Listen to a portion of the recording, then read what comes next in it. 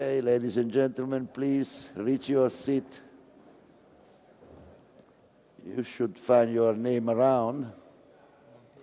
Precedentemente non ti eri assegnato una funzione così immediata. Sempre, tutte le volte, con 20 anni dall'università.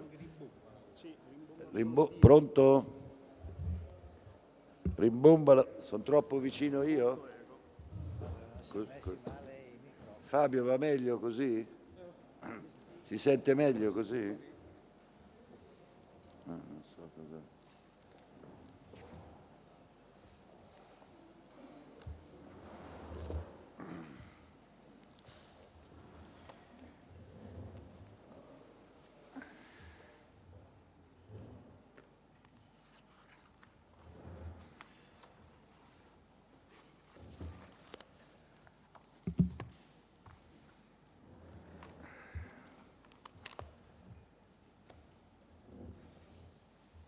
Okay, since we have a couple of days of hard work to do, better we start 10 minutes later, which is quite a miracle in Rome.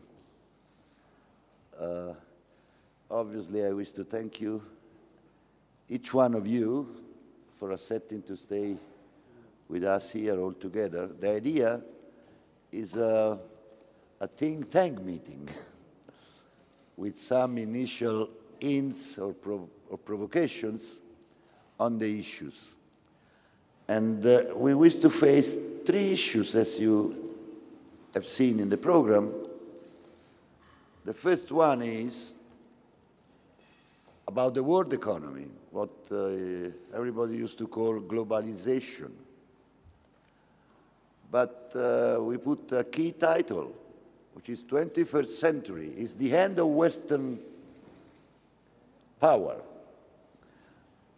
And if is the end, what new world, what new governance in the world economy? I will leave maybe at the beginning of the open floor for a little presentation I will make on this issue about the world economy. Because I don't believe that there is a world crisis. There is a European crisis, structural. But west to Europe, east to Europe, it doesn't seem that growth is lacking too much in terms of real growth. Maybe the problem is the financial disequilibria in the world economy. Could the financial disequilibria allow this growth in Asia, North America, Latin America, and maybe even Africa in the recent years? Will allow this growth to continue, accumulating financial disequilibria. Because as you know, if you spend and you make debt, as long as somebody allow you to have credit, you could see that you could say that you are in equilibrium. But asset and liability are moving. So debt is accumulated on one side of the world, and maybe that savings accumulating wealth in some other part of the world. The second session for tomorrow morning is about Europe. And the Italian title, the title in Italia was not easy to translate into English. But I think at the end, we came out to have a nice title, which is Europe over? Or will Europe be the USE? So what next in Europe? Third, Italy. Obviously, the title we gave are our own opinion, and my colleague and friend, Dr. Roberto Mazzotta, who is the president of Istituto Luigi Sturzo. We organized together with the Centro Studi Economia Reale. So maybe that somebody else has different views. But for the Italian session, we say, homework to be done anyway. My deep opinion is that there is a European crisis in the world economy, and there is an Italian crisis within the European Union. And these two problems cannot be solved from the outside. Europe hoping that the rest of the world growth will give an help to European growth, and Italy hopes that the rest of Europe will give an help on solving domestic structural problems. So these are the three sessions we are expecting to debate each other. And the idea, if everybody will be satisfied on spending this couple of days in Rome, we wish to go on, and maybe once a year or a couple of times a year, we can meet again and update our analysis and opinion. And next one could be in November, after the German elections, and then we'll see what happens. So thank you again, everybody. Thank you for the patience to participate to our debates. And first of all, I ask you to be patient, but we wish to explain you a little bit where we are. What is this building? Where we are sitting in this nice wide room. And we are sitting in a room that has something like 1800 years. So we pick up a National Geographic report that explains, since the first building, since the first construction of this building, all the evolution along the centuries up to now. And so we can imagine how many people sit in this room over 18 centuries, with different face, different dress. But really, this building has been one of the most important buildings in the history of Rome since the beginning. I don't know whether Dr. Roberto Mazzotta wishes to add some words. I'm waiting for the film. For the film, okay. Let's go on, and please take the light down and adjust your seat. It's only, I think, 15 minutes. 18 centuries in 15 minutes, it's not easy to report.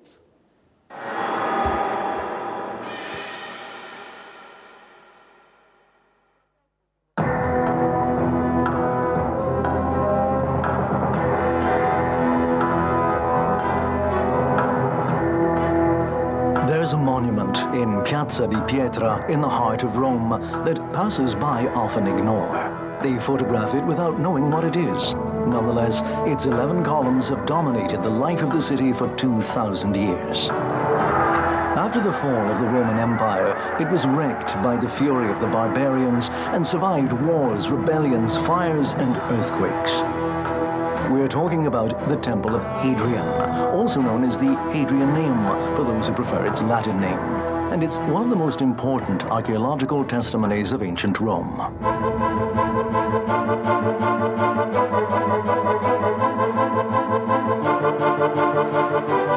Today, at the beginning of the third millennium, a group of restorers has been summoned to plan its future. However, they must first go back in time and explore all the changes made. Read the traces of inscriptions on the stones concerning historical events in order to throw light on the many mysteries that still surround it today.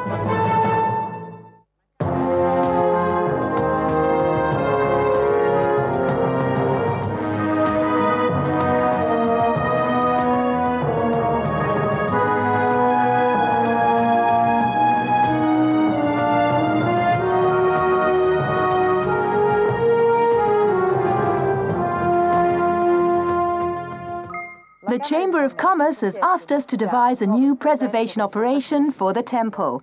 The objective is to completely restore and integrate the ancient Roman parts with the more recent architectural restorations.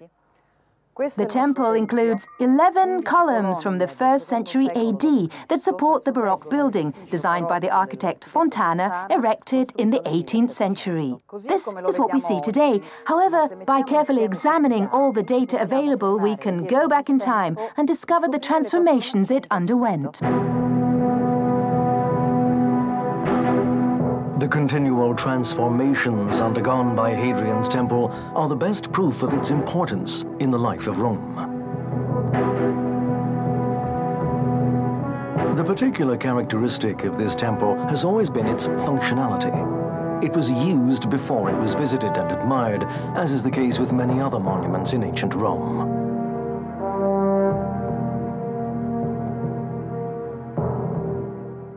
It was once the Chamber of Commerce, the Stock Exchange, the Customs Office, a nun's convent, a hospital, a private residence, and a medieval fortress. And then, after a long, mysterious interval, it again became the Temple of the Divine Hadrian.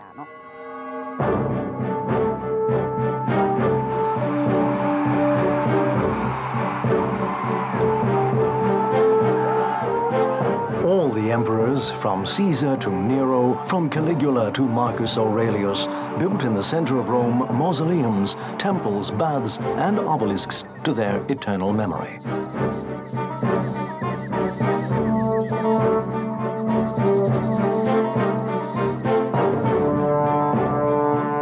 In 135 AD, Hadrian too built his imposing mausoleum.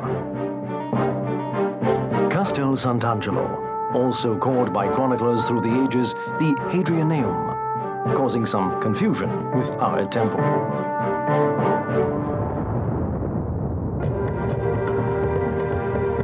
Hadrian was succeeded by Trajan, a great military strategist and one of the emperors most loved by the people. Under his rule, the Roman Empire reached its maximum territorial expansion. Hadrian instead, after a beginning characterized by strategic military operations, gradually renounced arms and began to favor commerce. He abandoned the most turbulent territories and concentrated his army along the more peaceful borders. The new emperor was a lover of art and was also a poet, scientist, sculptor, architect, and traveler. But it was his policy of peace, combined with his love of art, that made him suspect in the eyes of the Senate. When Hadrian died, hostility towards him was so great that only the determination of Antoninus Pius, the adopted son of his successor, succeeded in having a temple built in his honor. The temple was rectangular and faced east. There were 8 columns on the short sides and 13 on the long ones. The entire temple stood on a foundation 5 meters in height, located in the center of a square with porticos and columns. The 11 columns we see today belonged to the right side. Here, there was a long staircase leading to the sacred area where, most likely, there stood a large statue of Hadrian. The temple was consecrated to the cult of the emperor in 145 AD. However, it was built for a specific political purpose. Antoninus Pius used the Hadrianeum to proclaim himself the direct heir of the policy of peace of Hadrian, here depicted as the god Mars. He proclaimed his message in the marble friezes and bas-reliefs that decorated the temple. But where are the friezes? There are many hypotheses. Some may have been placed at the top of the exterior, on the pediment. Others also on the exterior, but below the podium. And others still within the sacred area, right where we are now. The arms trophies celebrated the military victories of the Roman army and suggested the necessity for an armed defense of the borders. The plinths and marble slabs depicting female figures symbolized the Roman provinces to which Hadrian brought peace. The political message of the friezes is clear. The objective of Hadrian and that of Antoninus Pius was not to extend the empire, but to consolidate it.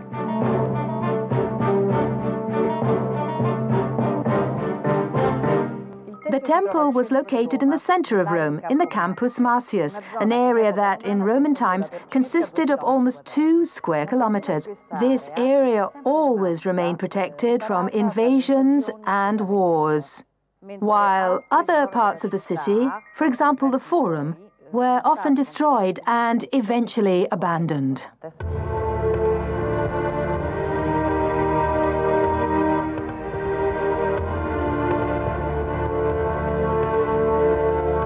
The Colosseum, the theater of Marcellus, the Roman Forum, and the Pantheon were built during the imperial period.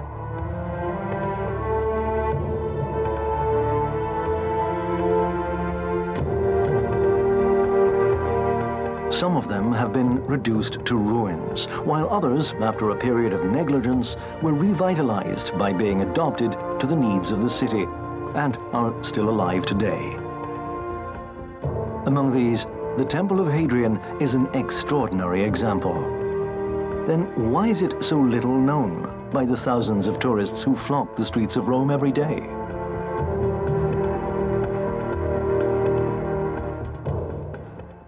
Perhaps for a period of time, the temple was used as a quarry for blocks of marble, columns, and blocks of stone. And it's thought that the piazza facing the temple got its name for this very reason, Piazza di Pietra. For over 1,000 years, from the 5th to the 15th centuries, the temple slowly fell into ruins and disappeared from the chronicles of the city. After its first centuries of splendor, the Hadrianeum, like many other monuments in Rome, suffered from the sacking and destruction of the Visigoths, Ostrogoths, Byzantines, and Normans. In 410, there was a siege of Alaric, which lasted only 3 days and did not do much damage to the city, especially to this area, the Augustan quarter. The same can be said regarding the second siege by Genseric in 455.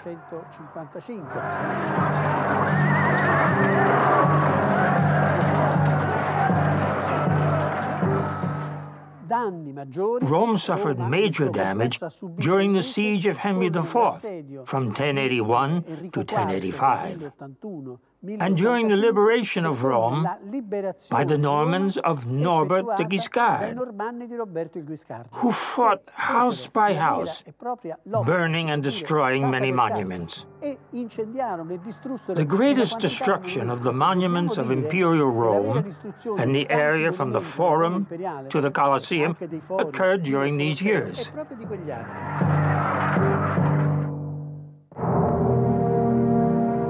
Between the 5th and the 7th centuries AD, out of a desire to appropriate the glorious past, many noblemen removed friezes and decorations from the temple to embellish the churches and palaces of Rome.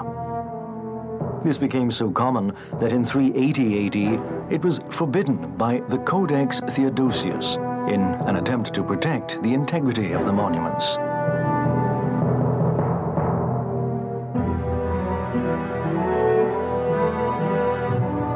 However, although this practice of reuse allowed many works of art to be saved from destruction, since they were integrated and preserved in secure places. Today, valuable masterpieces from the Hadrianeum can be found in churches and palaces of the city, including the Capitoline Museum, Villa Pamphili, Palazzo Farnese, the Basilica of St. John Lateran, and also this beautiful column in the courtyard of San Silvestro. Some historians think this indicates the total destruction of the monument. Instead, I think it means the monument was kept alive. If it had been completely destroyed, it would have been used as ground-up building material, as was the custom then. Whereas in this case, the columns or friezes were removed in their entirety and the monument still existed. Naturally, this damaged the building, but it was not destroyed.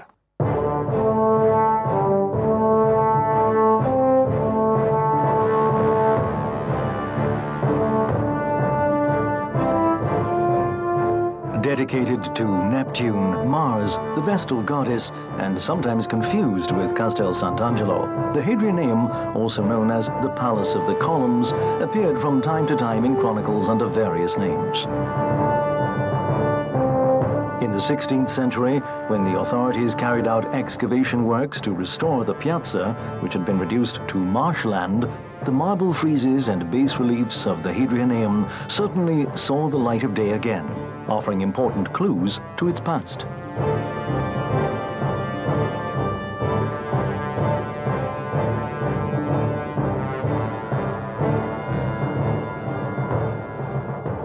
During the Middle Ages, the area of the Campus Martius was the most densely populated in the city. Therefore, the Hadrianeum was also most likely inhabited. In many prints, houses can be seen, the simple houses of poor people, certainly not those of the Colonna family. There is an interesting detail from an architectural point of view, though. Here, for example, we can clearly see that the columns were separated by a retaining wall for the building. Now, from an architectural point of view, this is technically a defacement, but this wall made it possible for the columns to remain standing throughout the centuries.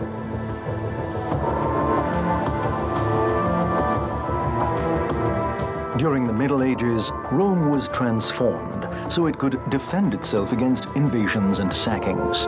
Towers, battlements, and arrow slits were built everywhere, changing the look of the city.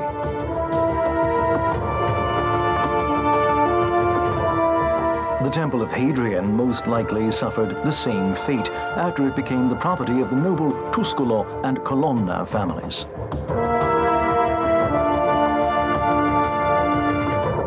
But if the Hadrianeum was nothing more than a stone quarry, why was it fortified? This is how the temple looked in 500 AD. At the top on the corner, the remains of battlements can clearly be seen. This may seem an insignificant detail, but it is very important. Why? Because it tells us the temple was still standing and that it was fortified. If we take this element and extend it along the entire cornice, we can imagine what the temple looked like during that period. As happened with the Colosseum and the Theatre of Marcellus, the Hadrianeum also contained private residences, artisans' shops, food deposits, and a lot more.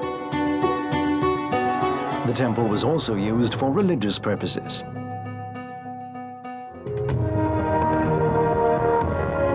On the fourth column was found a crucifix carved into the marble. A simple symbol that raises many questions. Was this place inhabited by a private family or by a religious order? Was it connected to a chapel or a hospital room? Recent studies indicate that in 1581, the first nucleus of the Fate Bene Fratelli Hospital was established here, among the columns of the Temple of Hadrian, and later moved to the Isola Tiberina, where it is now.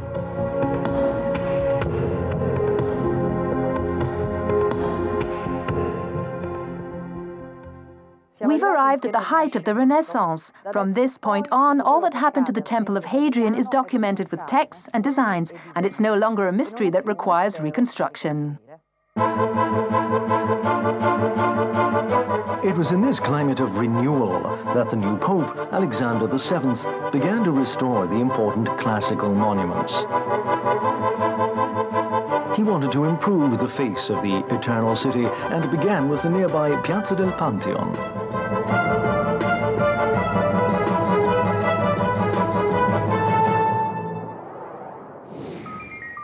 local market was in the Pantheon Square.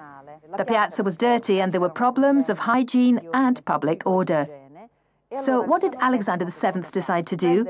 He moved the market to the next nearest square, Piazza di Pietra. In order to do this, he had to remove all the constructions around the columns, including the church of Santo Stefano del Trullo. Alexander VII planned the project in every detail, but the market in Piazza di Pietra was short-lived. It was only at the beginning of the second half of the 17th century that the temple emerged from the shadows that hid it for centuries, and again became an important part of Roman life. The Pignatelli Pope, Innocent XII, chose it as the new headquarters of the Customs Office and entrusted the project to the architect Francesco Fontana, son of the more famous Domenico Fontana. In the hands of Fontana, the Hadrianum became a Baroque building built around the columns. Then he moved the axis of the entrance to the piazza. He also added a double facade with an attic in the center and 4 doorways leading to the original sacred area, which then became the courtyard of the customs office. This was the first extensive transformation of the temple, but it was only the beginning.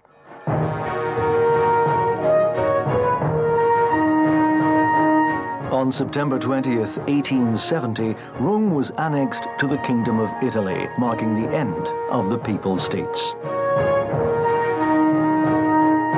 4 years later, in 1874, the customs office was moved from the Hadrianum to the central train station, which was much larger and more functional.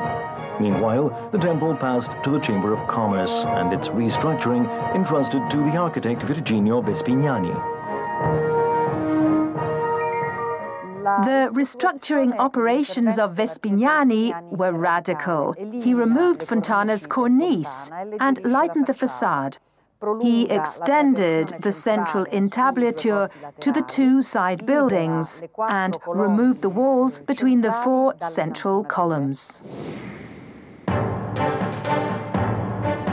50 years later, based on a plan by Tullio Passarelli, the temple was once again modified.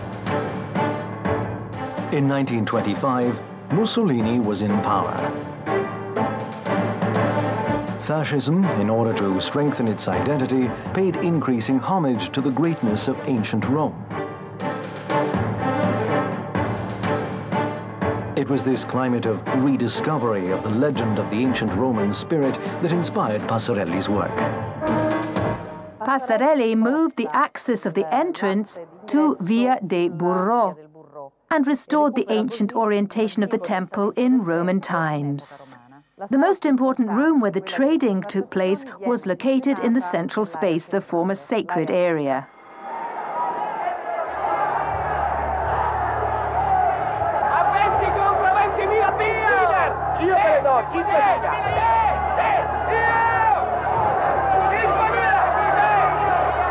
The images we're looking at are from the film The Eclipse by Michelangelo Antonioni. They're the only filmed testimony of the frenetic activity in the Rome Stock Exchange, in a space once devoted to the cult of the Emperor Hadrian.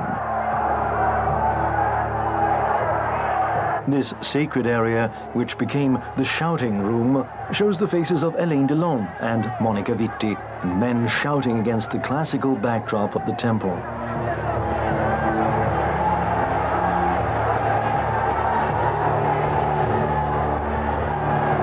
The 11 imposing columns look down discreetly on the human activity that has animated the square for 20 centuries.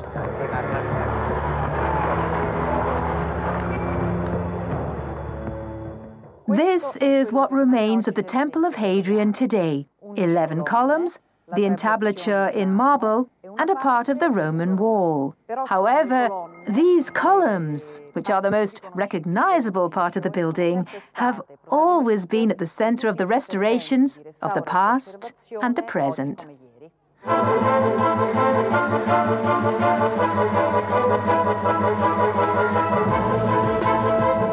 Now, the Temple of Hadrian is about to undergo a new restoration.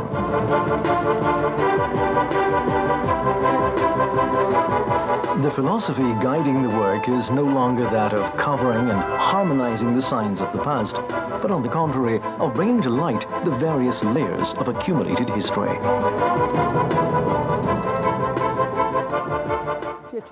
The aim is to show the various moments in the life of the monument and its various uses, without giving undue importance to any particular period, as was the case in former times when what referred to periods succeeding the Roman Empire was eliminated. In the 20th century, especially with these new restorations, the monument will regain the importance it enjoyed during the many centuries of its long life.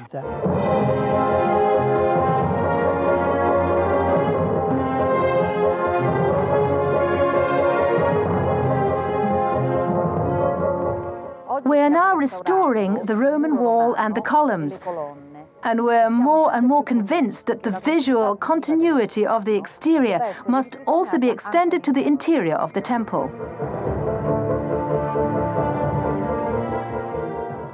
The intention that has guided and inspired us is allowing the visitor to see all the architectural layers of the past in one sacred space.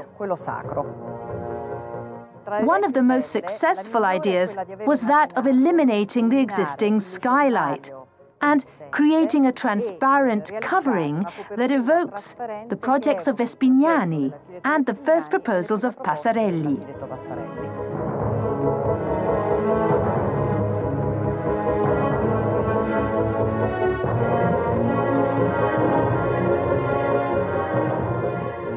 It's not a question of launching a challenge, but of exploiting the occasion for a project idea that would initiate a cultural confrontation regarding this difficult but fascinating theme.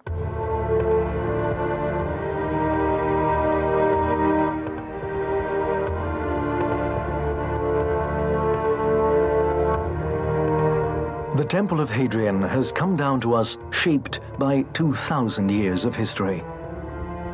Its 11 marble columns have resisted the attacks of time and have always found a new role in the life of the city.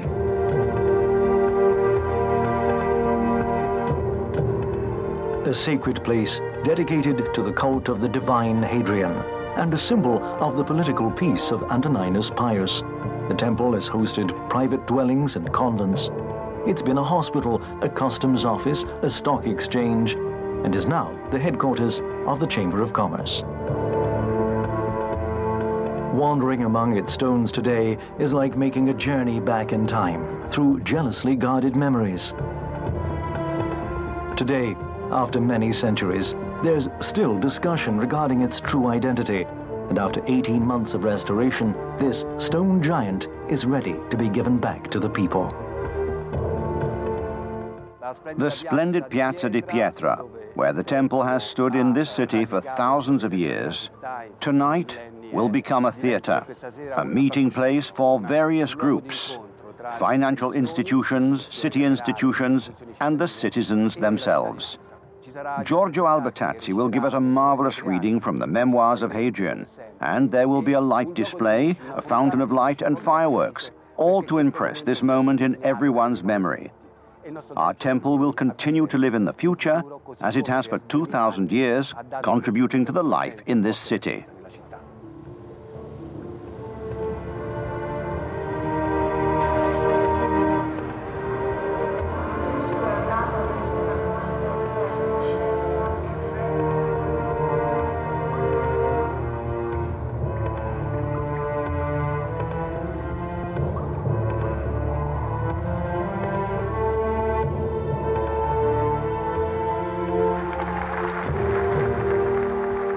Animula, vagula, blandula, hospes comesque corporis, piccola anima mia, soave, ora scenderai in luoghi gelidi e oscuri, dove non avrai più i giochi consueti.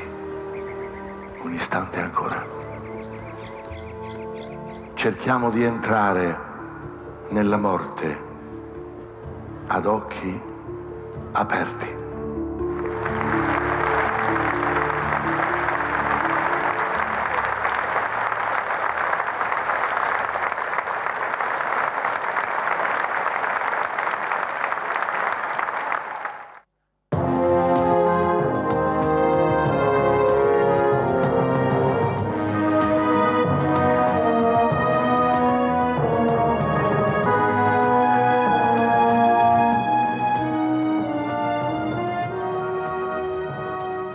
Okay, thank you. Thank you to be so patient, but you may understand that 18 minutes for 18 centuries, 1 minute a century.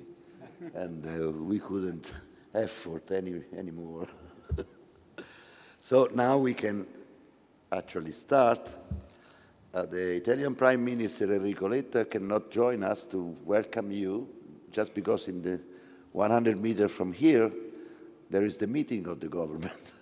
And they have to take some decisions about economic policy. So we start directly with the world section, 21st century, Western economic and political power to an end, but which new world? In each section, we start with some kind of overview, economic forecast of what could go on in the next few years. And I wish to thank Oxford Economics and Mr. Rossi and Mr. Walter to be here with us. They will take care of the world overviews and forecast, and tomorrow morning of the European overviews. Obviously, I myself will take care about the Italian overviews and the Italian forecast on tomorrow afternoon. So, thanks again to everybody, and I give the floor to Emilio Rossi for his presentation. He's from Oxford Economics for the world economy forecast. What could go on in the next few years? This is just to give figures for thinking. This temple has been a religious temple, then was a temple of business, as you saw in the movie, stock exchange, and now we hope it's going to be a temple of thinking. Thank you, Emilio. The floor is yours. It was easier than I thought. Turning on. Well, thank you, Mario, and thank you to Economia Reale and the Istituto Luigi Sturzo for inviting me and John Walker of Oxford Economics. Thank you also for this very interesting introduction of the Temple of Hadrian. I must say I feel a bit intimidated speaking here now, for obvious reasons, but I think I will go. It's only a little piece of Rome, which is a little piece of Italy. That's why we are proud. We have hundreds of this kind of history and stories. So I think I will go straight to my task, which is certainly not as difficult as summarizing 18 centuries in 18 minutes, but anyway, I will try to give you a tour of what we think is going to be the world in the next 5 years, so to speak, the medium to long term, in about 12 slides. So it's not comparable to... 1 minute. It's about 1 minute a slide, yes. Okay, so first slide, it's a summary of what we think is going to happen and what has happened. In fact, the slide shows by region what has happened in terms of GDP growth, average compound annual rate, for the 5 years before the crisis, the 5 years from the start of the crisis to now, and the forecast that we have for the next 5 years. There's a few evident information in this. One is that, of course, we're still in a rather slow growth environment today, after the crisis.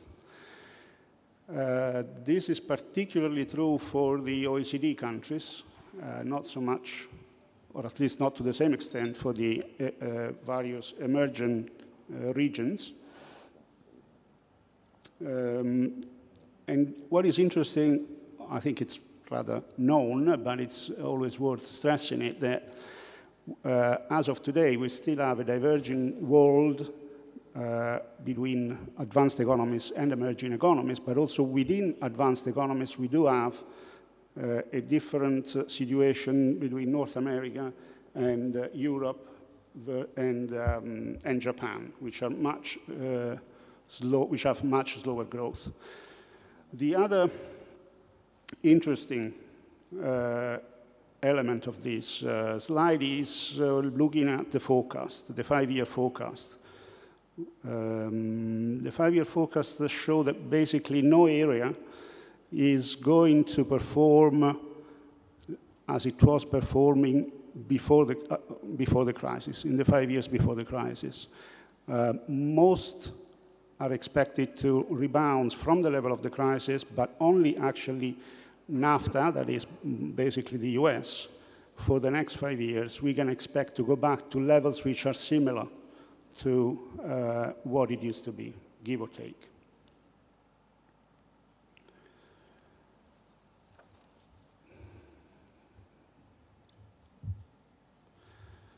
Now, let's see why we think that emergers still have a chance of growing, although at a slower rate than it was before the crisis. Now, this is just, of course, one of the factors which I have chosen. It is probably the most striking regarding the comparison of the share of manufacturing over the world output, which is quite striking if we look at it from 1980. This is a rather long-term trend that we can analyze in this slide.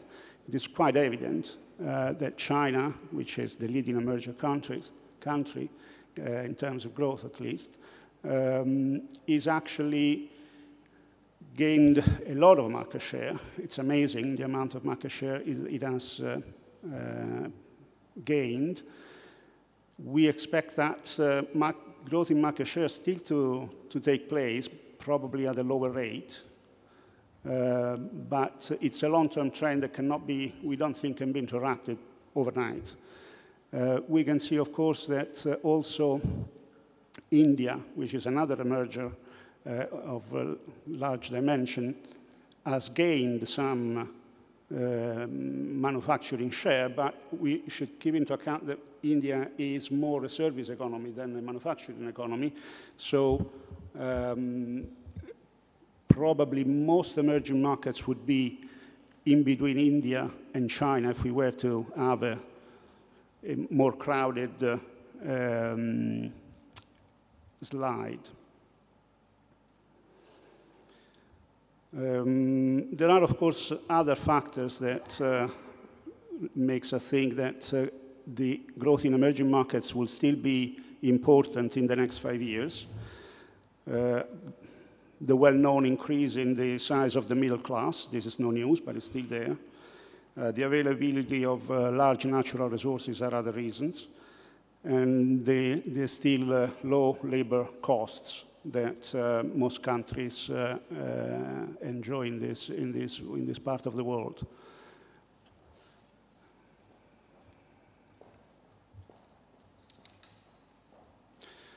So I've given you the reasons why we think that emerging markets will still enjoy decent growth in the next 5 years, but I'm trying to give you here the reason why we think also that this growth in the next 5 years will be lower than it was before, at least before the crisis.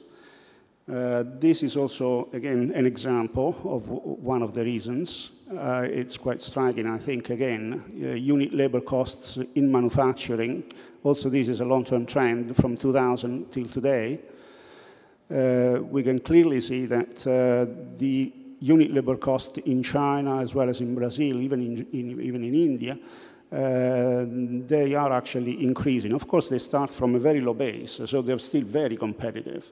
But to some extent, these countries are seeing one of the elements of competitiveness being eroded in terms of unit labor costs. There are other factors on top of this, of course, again, which makes us think that the growth of emerging markets will be less pronounced than it was before the crisis. And I would like to quote things like infrastructure bottlenecks, which are particularly evident in countries, large countries like India and Brazil, a lower growth rate of labor force, a sort of demographic effect that is coming up, particularly in China. Inflation in some emerging markets, again, like Brazil and Russia, and so they need to fight. Inflation will also contribute to keep this growth not as up as it should be. For other countries, there is a strong dependency on oil and commodity prices. I'm thinking, of course, of Russia in particular. And we can expect that lower global growth will also imply lower commodity prices, and this will give less room for economic growth in the countries which depend on those prices. Okay, now to move quickly to the rest of the world. I think we have here a first element of interest for what concerns the US. The US have been the start point of the crisis by large, and it is interesting to see how unit labor costs in manufacturing have actually been kept rather constant since 2000. This is rather striking, and it's performing a lot better even than Germany, which we typically think as the major economy keeping competitiveness in good shape through unit labor cost reduction. So I'm now talking about the US, and the US so we have seen one element of why we think that there's going to be, we saw it in the first slide, that the US will enjoy potentially a rate of growth which is close or around what it was before the crisis. So we've seen an element of competitiveness that has come up, which is unit labor cost again. We see another one here. This is a slide from BP. It's a rather complex slide, but I would like to, not to go through all the elements which are here, not only to focus your attention on the red and the yellow line. They basically represent oil and gas dependency of the country. And as you can see, the US are now, the vertical line is basically today, or maybe last year, end of last year. The US is the only country where we have seen recently a reduction of dependency from oil and gas. This due, of course, to the technology and the research of unconventional oil and the production of shale gas, which are very well-known phenomenon, but you can see that this is rather evident, and it's going to go on, according to BP, at least to 2030, and so the US will be a country independent from the point of view of oil and gas imports. Of course, this implies a reduction in energy costs, which is, of course, an important element of competitiveness as well. Now, putting all these things together, we can already see that the US manufacturing output has been recovering quite healthily in the last 4 years, and is now back already to pre-crisis levels, while in fact for the Eurozone, UK and Japan, we are, in terms of manufacturing, we are quite below the level. And what is important to say here, and that it is going to be difficult, of course, to bring it back up, at least in the short term, from that base.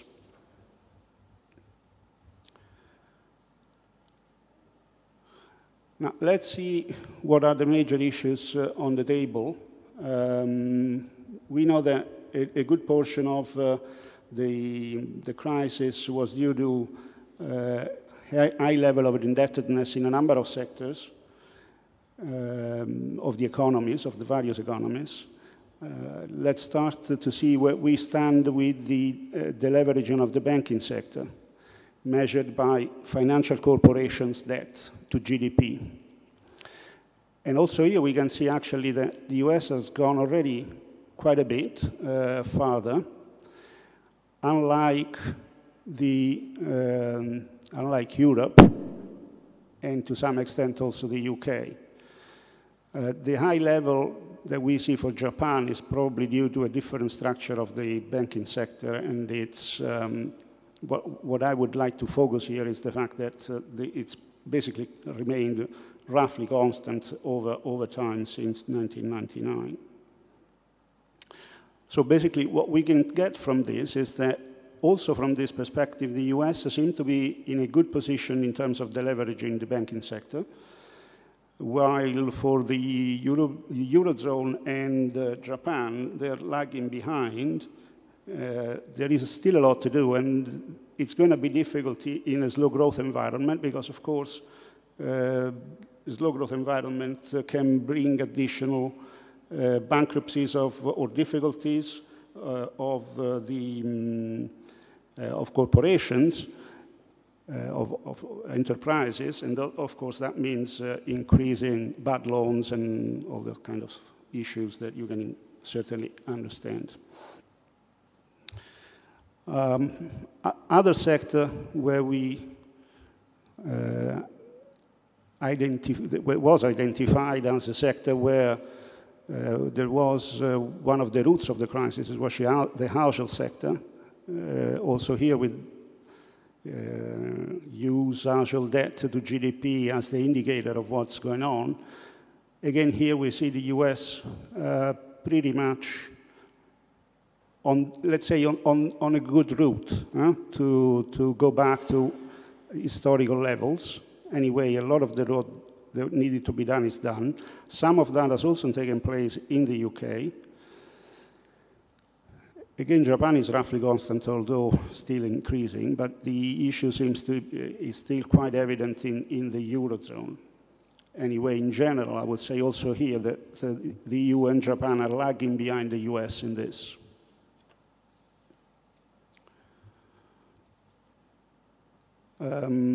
The other sector where the leveraging has been considered very important in the last years is, of course, the public sector. And we measure the changes in terms of percent of deficit to GDP. Of course, the US have a big issue here. It's well known. Actually, if we were to go even further back, I think the US exceeded the deficit to GDP ratio of over 12 or over 13% at some point during the crisis. It's now progressively reducing. There's been a big discussion about problems of fiscal cliff. Some issues on the tax have been solved by agreement in the Senate and the Chamber, but there's still a lot to be done for the US on this front. And as you know, the sequester has taken place, and it's going to be a drag on the growth of the US, but nonetheless, this, in the face of all the other elements which appear to be already in good shape, it will not be a major issue, as long as, of course, it is handled properly. There is an issue of when the sequester is basically an horizontal cut, so there can be an issue with the appropriateness of state cuts, state expenses cuts. The other elements of this slide are, of course, that the Eurozone is focused on this issue, maybe more. This is open for discussion. I'm sure that there will be discussion on this tomorrow, if the Eurozone is too austere or not, but certainly the Eurozone is still focused on the leverage in the public sector. And while China has got a substantial amount, I think, my personal view, that China has room for fiscal policy to be used for stimulus to the economy in case there should be a need, which also keeps our forecast relatively optimistic for China, although with the risks associated to that I mentioned earlier. Finally, Japan. Japan, of course, is in this moment with the Abenomics policy a bit of a question mark. Anyway, should what Abe promised to do work, there will be some positive effect on the deficit GDP next year and presumably in the following years.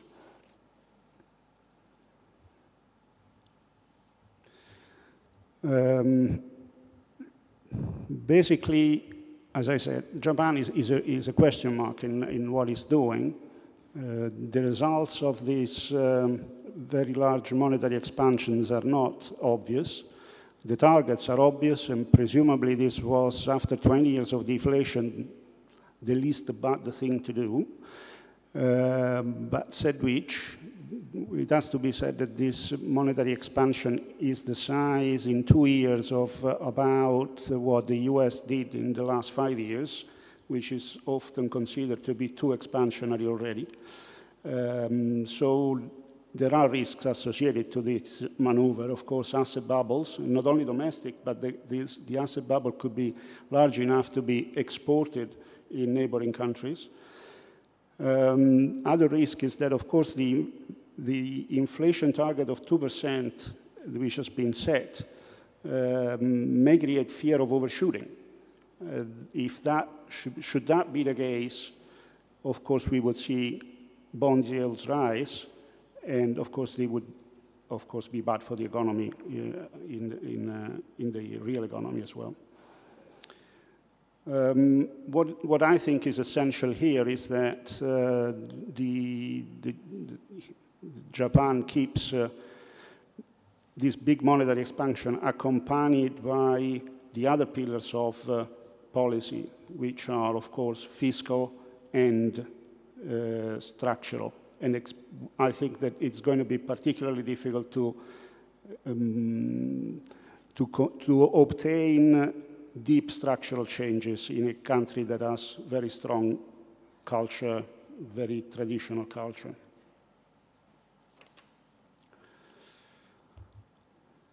These are the main things that I wanted to say. Let me summarize them anyway. We have seen with global growth still weak, at least until 2014. We have talked about the diverging growth rates between advanced and emerging countries. Emerging markets are still moving at, I would say, yeah, good speed is fine. It's a good adjective to say, but it's at lower rates than it was before the crisis. The US growth prospects are improving because of the competitiveness and aggressive policies that we have seen.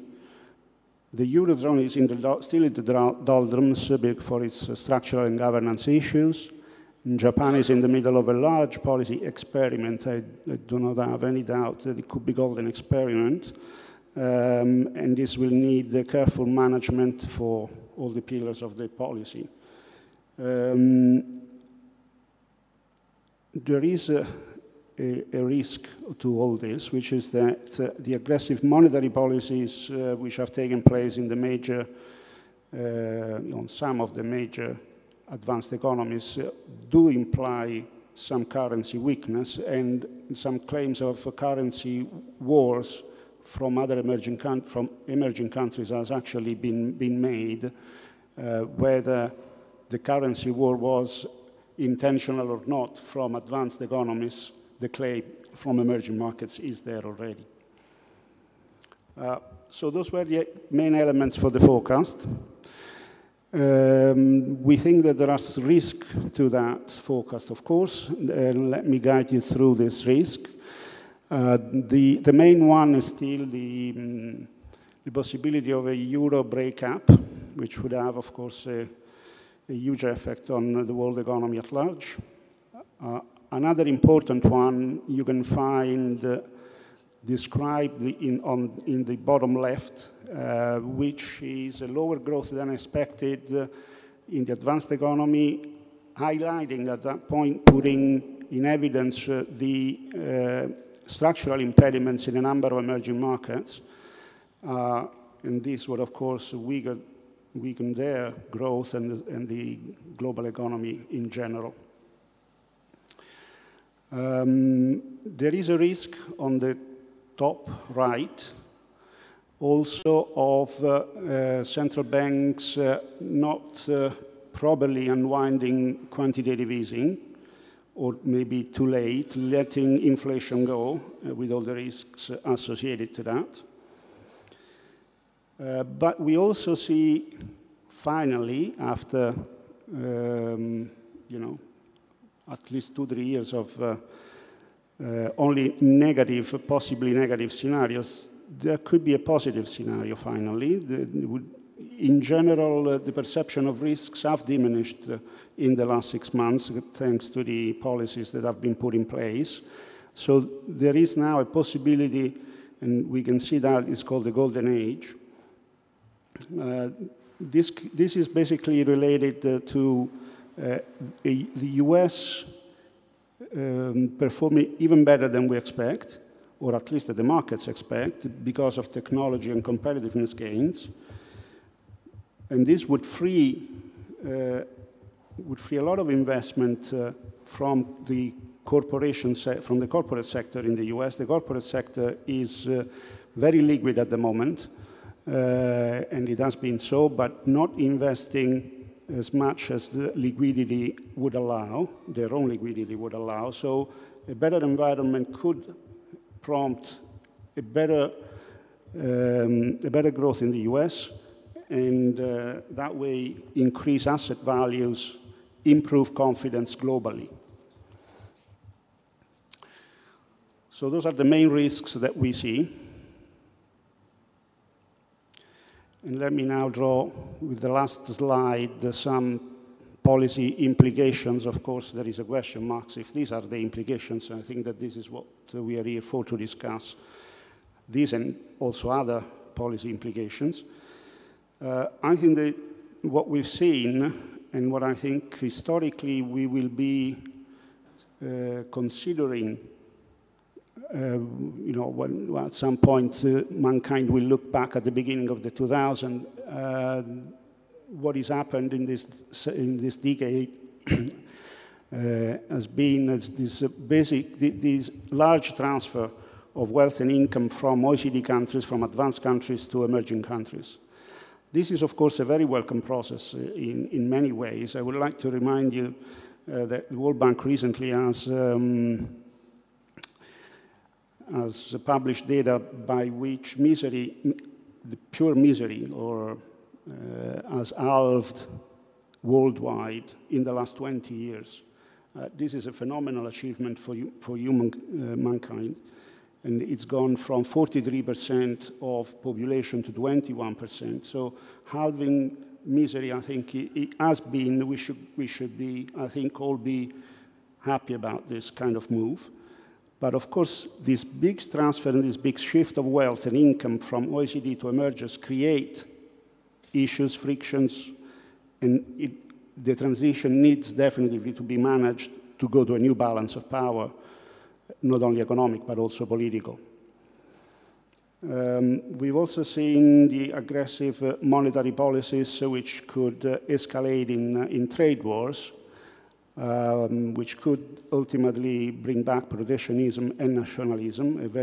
I think it would be a very unwelcome feature of the world in the future. Future technology is also coming up fast.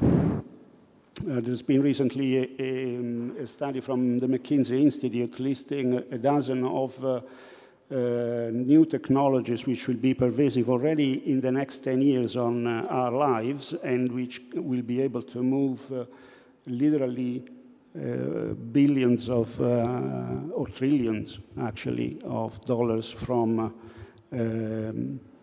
from certain chapters of expense to others and from certain countries to others. So also this would require regulations, would require cooperation across countries on how to use this technology, make it available to consumers and producers.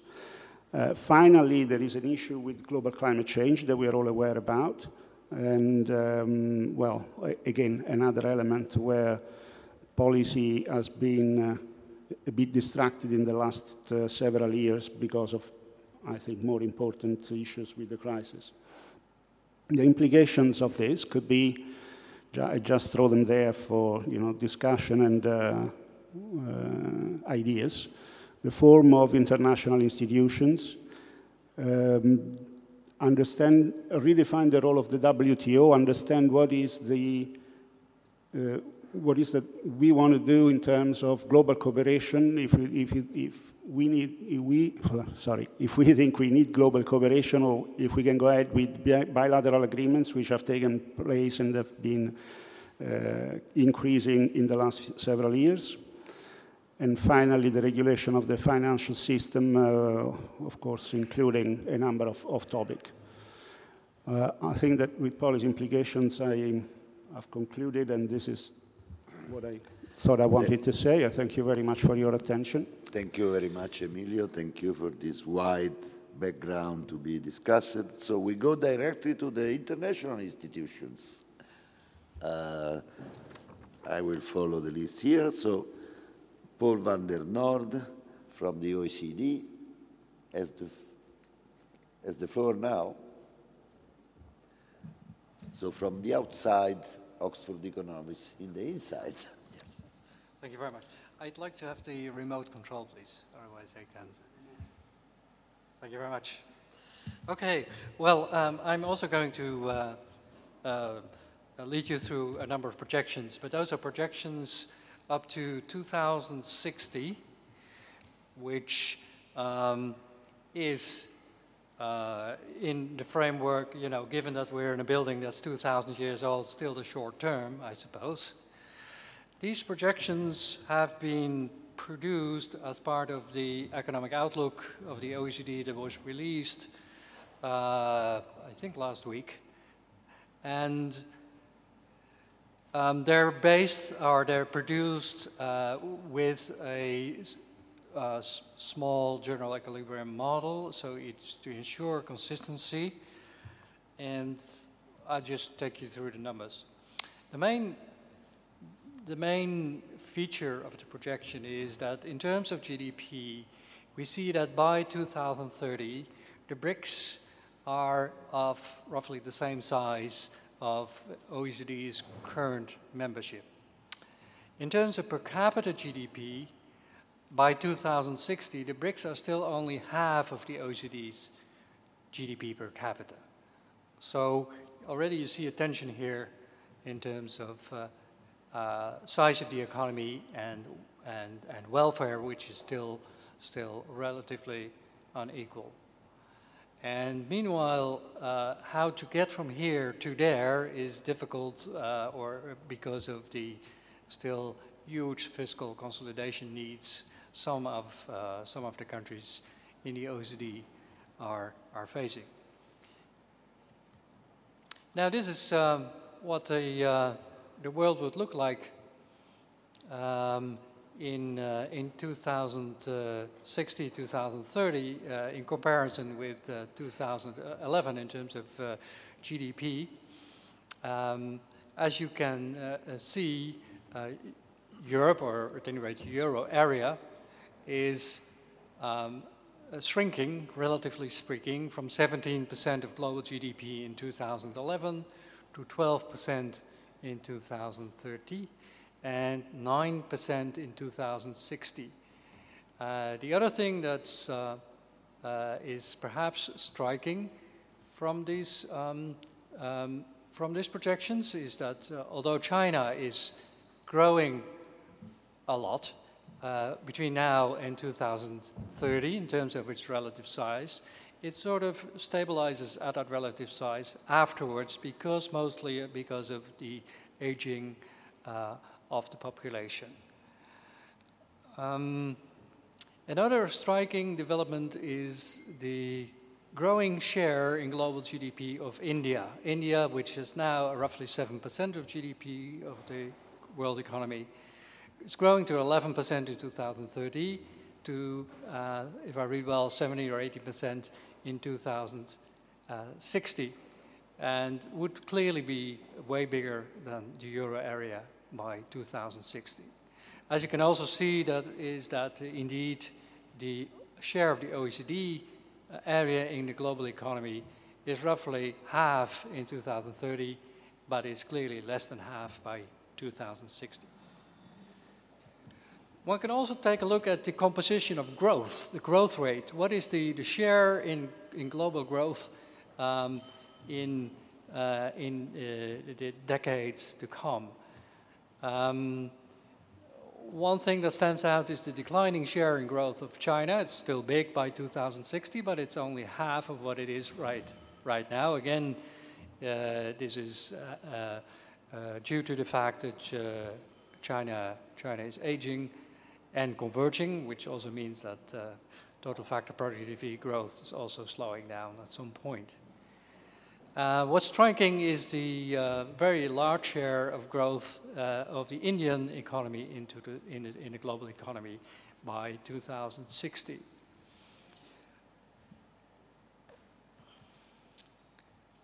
Now, this is the development of income gaps, already mentioned very briefly, the convergence. Convergence in terms of GDP per capita is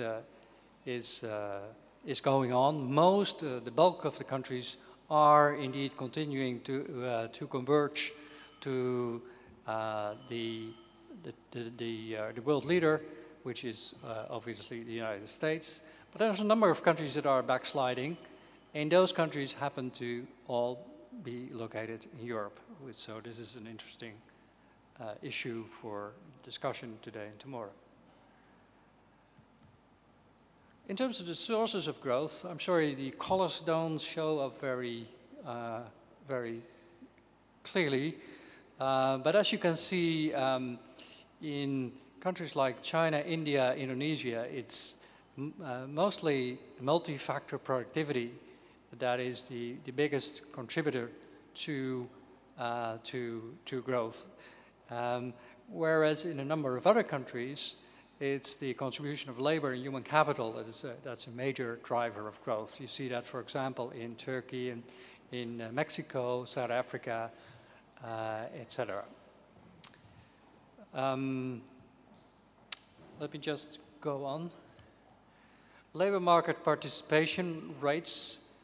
As you can see, the lower rates of labor market participation you find mostly in Southern Europe, and the higher rates you find in the northern parts of Europe and in countries like Canada and the United States. Increases of labor market participation are striking in a few cases, but there are also countries where there are declines in the labor participation rates.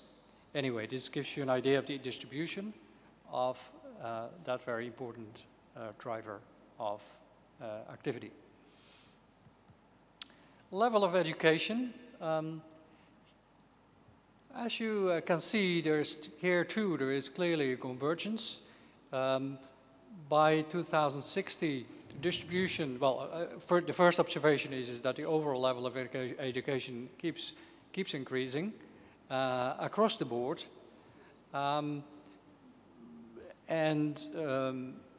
What's perhaps also clear is that the distribution across countries is a bit more equal than it used to be, for example, in 1970. This is again going back to total factor productivity. What's very clear is that convergence is going on, and it's mostly originating in developments in total factor productivity. China Indonesia and India are the three champions in terms of total factor productivity growth, but it's not surprising because its initial level is comparatively low.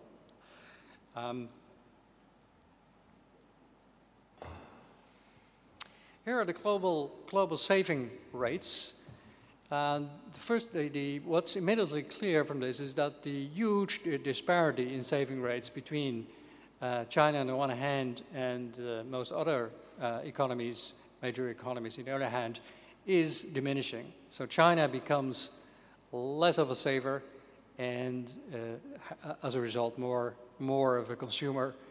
And by 2040 we see China to be sort of in the mainstream of countries with saving rates of around about 15–20% of GDP. This is one of the factors that is driving interest rates up. The interest rate growth differential is increasing overall, and part of the reason is that, well, first of all, there is the unwinding, this is the short-term development, unwinding of quantitative easing policy, as already mentioned, but there's also a more fundamental issue of declining saving rates across the globe.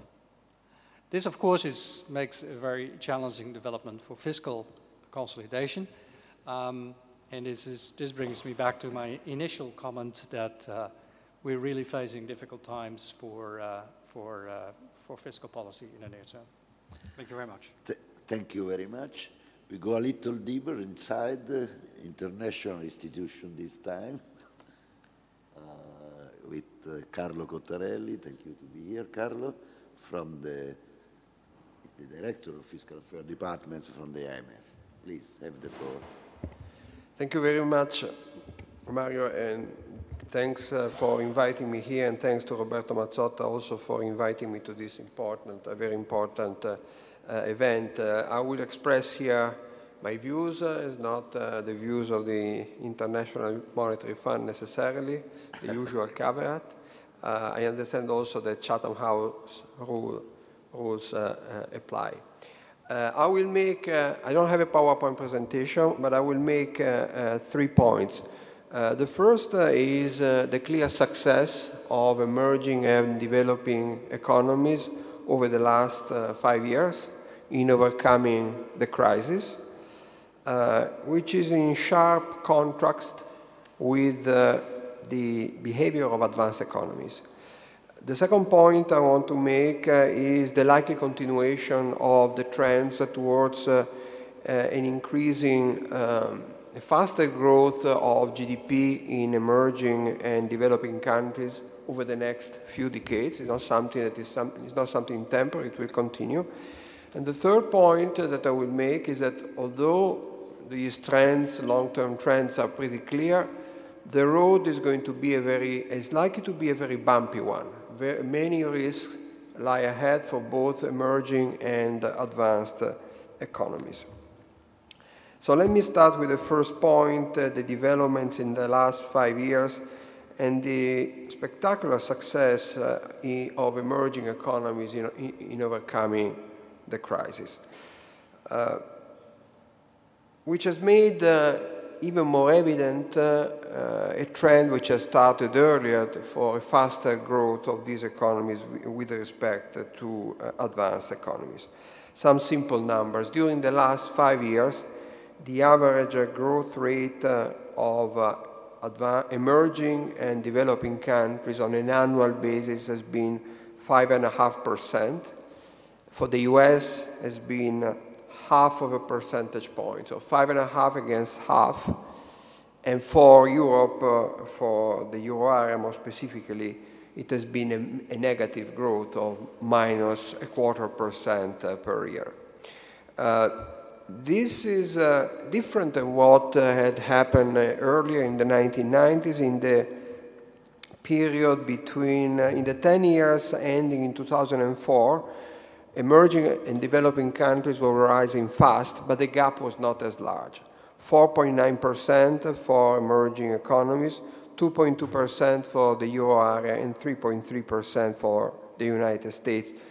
and the gap was even smaller in terms of per capita income. So there has been an acceleration in the improved performance of emerging and developing countries.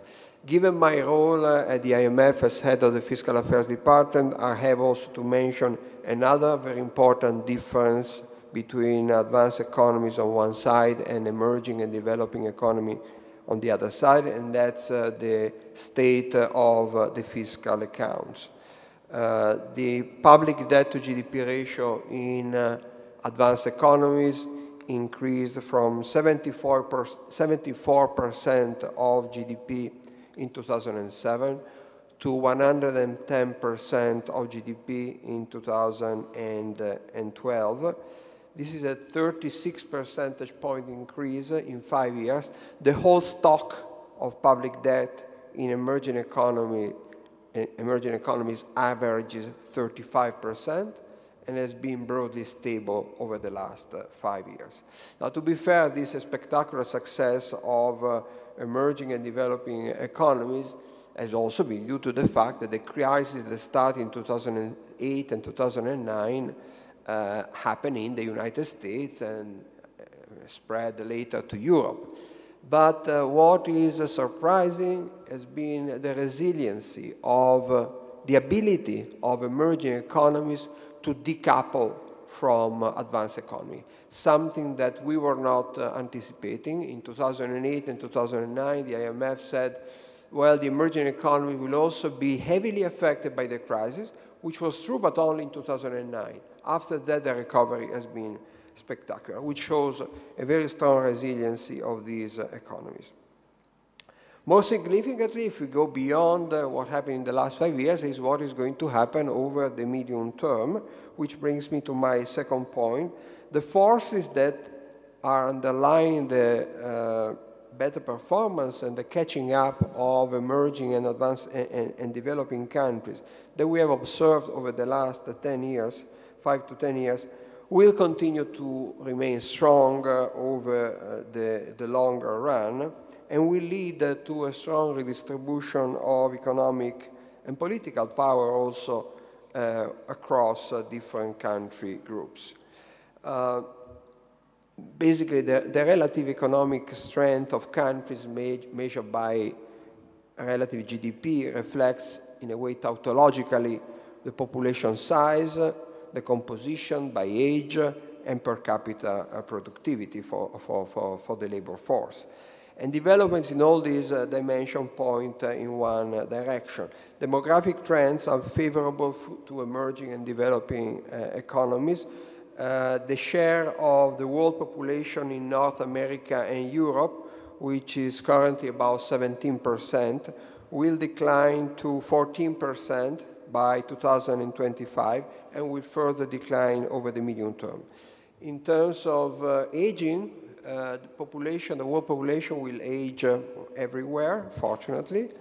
By about the share of the population over 65 will increase by about 10 percentage points everywhere over the next 20 to 25 years,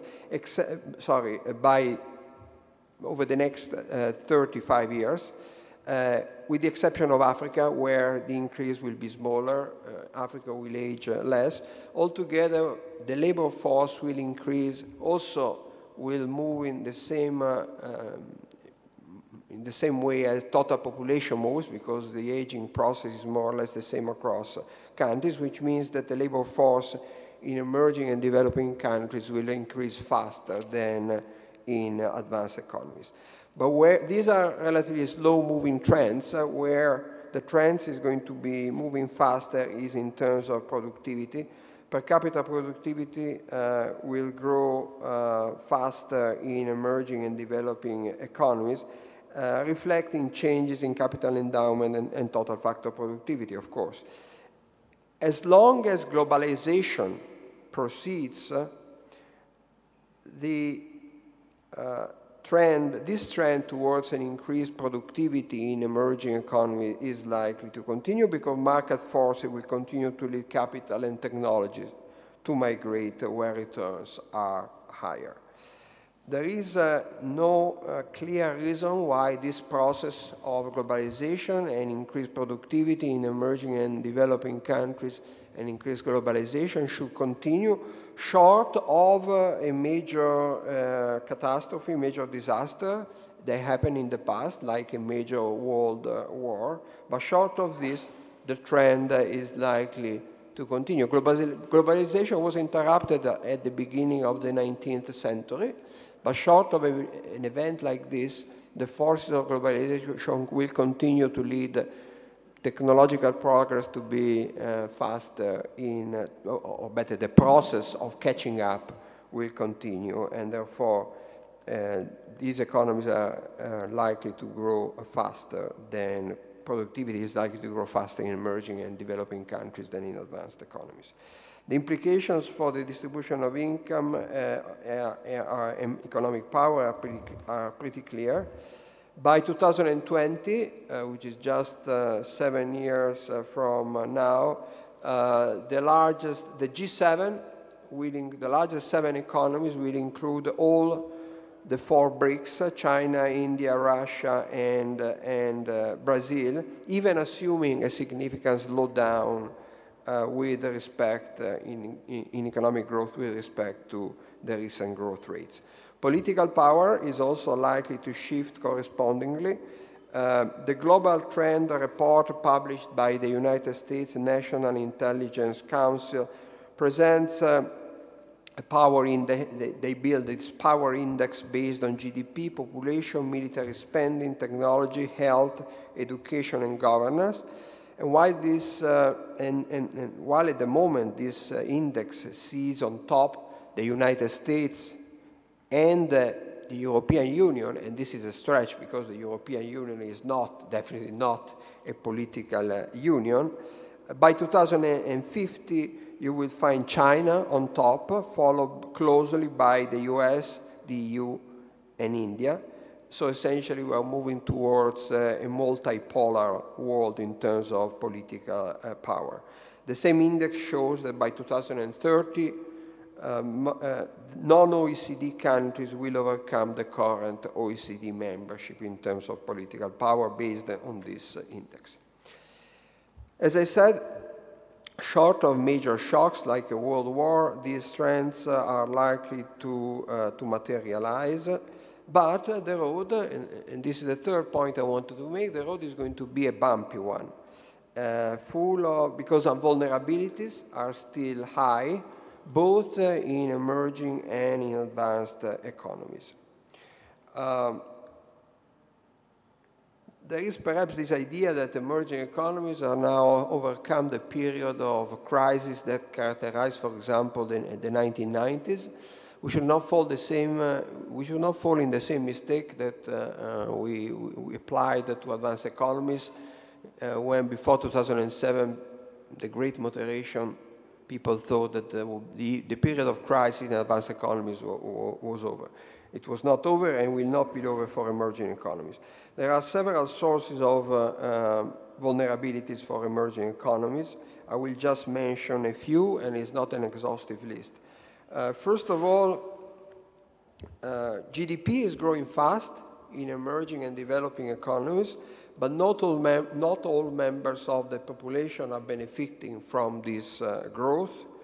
And income inequality is worsening, which will give rise to social tensions. Second, there will be an increase, as income grows, there will be an increased awareness of a need for higher level of public spending and for a better welfare state. Public spending averages at present about 28% of GDP in emerging and developing economies against 42% of GDP in advanced economies. A large gap, pressures towards higher spending will arise in emerging and developing countries, and they will have to be managed properly without giving rise to unsustainable fiscal positions. Third, and related point, there is still a major issue of fiscal transparency in developing and emerging economies. It's not just a problem of these countries, also advanced economies have a problem of fiscal transparency. As we have learned in the euro area, for example, by insufficient information on fiscal data in Greece. But it is in general a more severe problem in emerging and developing countries.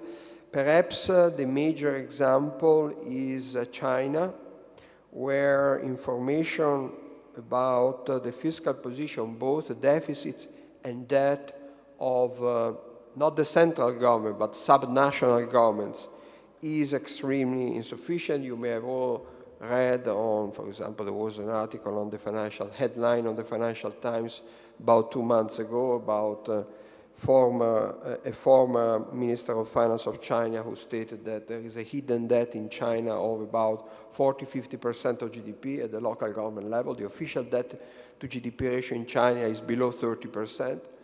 Nobody really knows what the actual amount of public debt in China is, because the position of local government, subnational government, is extremely uncertain, both in terms of deficit and in terms of debt. Fourth point, the financial sector, fourth source of vulnerability for emerging and developing countries, the financial sector is likely to grow. It is currently, the financial sectors in emerging and developing countries in general are still financially repressed. There are a number of controls, for example, on interest rates, and they are not yet fully integrated with the rest of the financial sector in advanced economies, which is something positive. It helped these countries to overcome the 2008 and the 2009 crisis. But over the medium term, there is likely to be deregulation in these economies. There is likely to be more integration with advanced economies, and this process of deregulation and integration with advanced economies' financial systems will have to be managed carefully. And finally, the fifth point I want to make, we should not forget that the strength of emerging economies, and especially developing countries, in the last 10 years has been very much related to the surge in the price of natural resources, which may not last forever. Let me just mention also some vulnerabilities in advanced economies that we should keep in mind. Two are pretty obvious. One is the high, and it was mentioned, the high level of public debt. It is currently about 110% of GDP. The good news is that for this year, for the first time since 2007, we are projecting a slight decline in the average debt to GDP ratio for advanced economies, but it still remains at a very high level, 110% of GDP, which makes these economies vulnerable to shifts in economic confidence. Of course, not advanced economies have a problem. There are about 10 large advanced economies that are where public debt is large and is still rising. And second source of vulnerability that is pretty obvious is the fact that the financial sector is still only partially reformed, or looking at the other side, is partly unreformed, with complexities that continue to raise a significant governance problem. But let me point at one vulnerability that perhaps is not attracting as much attention, but I believe it is very important it has very important global implications for growth. And this vulnerability relates to income distribution and the persistent shortage of aggregate demand in advanced economies that we have observed over the last few years. Income distribution has moved in the United States especially, but also in Europe, against the middle class. Median income has not increased much in the United States since the 80s, and there has been a shift in income distribution also in Europe, which has been actually made stronger by the public sector, the action of the public sector. Post-tax and transfer income distribution has done even worse than ex-ante income distribution. This is limiting the purchasing power of the middle class, and I believe it's creating a problem of insufficient aggregate demand. The solution to this insufficient aggregate demand has been expansionary monetary policies during the last 10 years. But the result of this, there has been a lot of borrowing by the private sector, by the household sector, which has made the sector more vulnerable to asset price changes, including declines in the price of houses. There has been also an attempt more recently to offset the weakness of aggregate demand by expansionary fiscal policy. I think that was the only possible solution given the circumstances.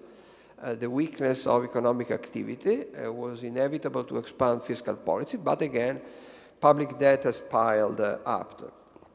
I believe that unless the income distribution issue is addressed, including through fiscal policy, shortages in aggregate demand will persist over time, and again will lead to the temptation of solving these problems by higher debt, both private and public.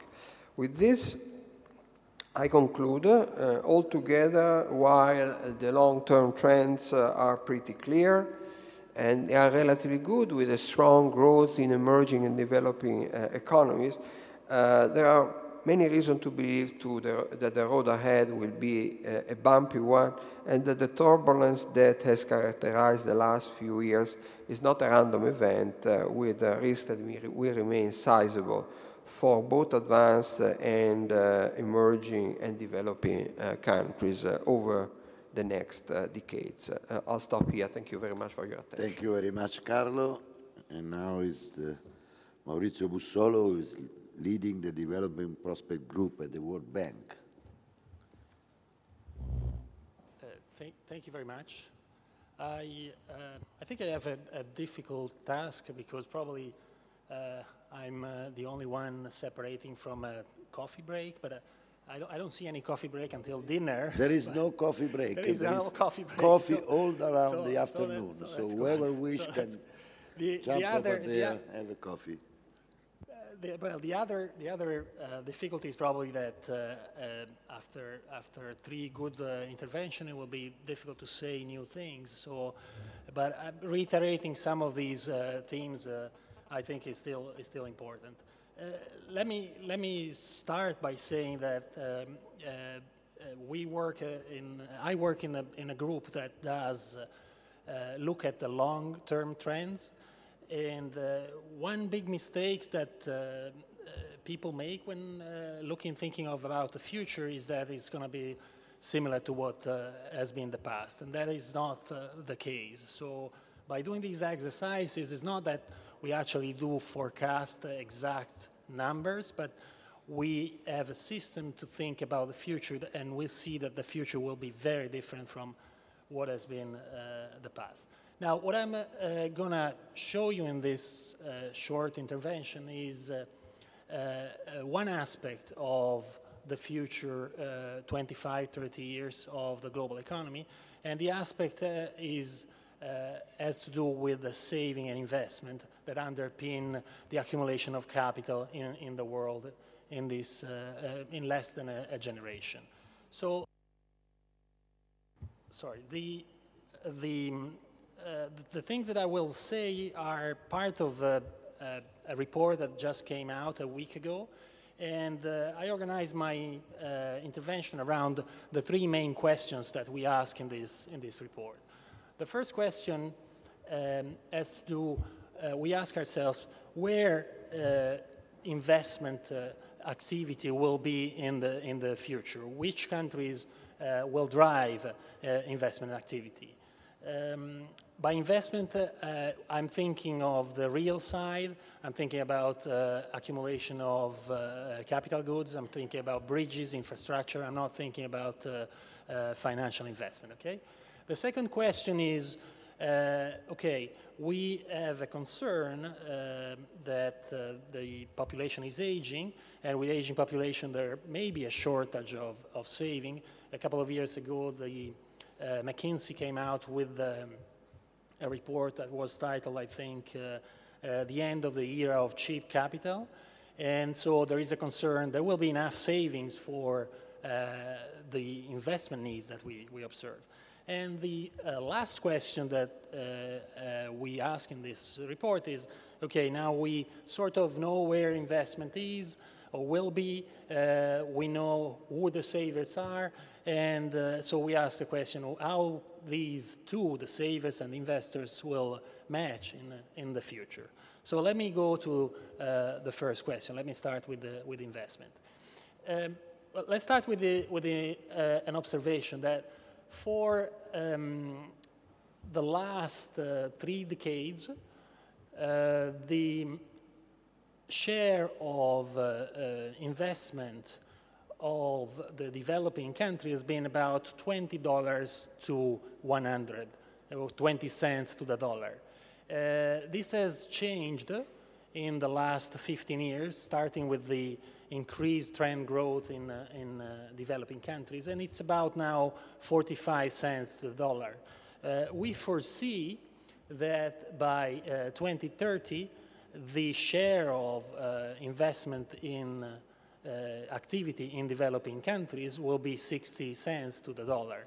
So we go from a period where the investment was just 20% to 60%, the share of global investment. Okay, so that's a major change. And this is not just a story of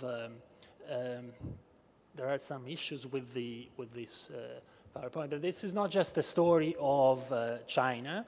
We see this even if you exclude China. We see this this trend is still present.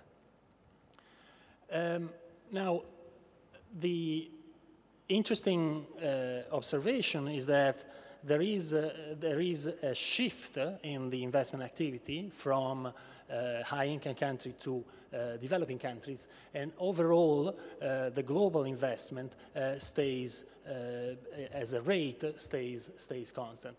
When you start observing beyond the groups or the aggregate, you observe a lot of variations across countries. Most countries will decrease their investment rate going forward because growth will slow down. But there is an interesting composition effect, and that is that even if every country will decrease its investment rate, the global investment rate will stay constant or even increase a little bit. This is because developing countries, which have all of them much higher investment rate than high-income countries, will increase in size and will substitute for the investment in high-income countries. The reason for the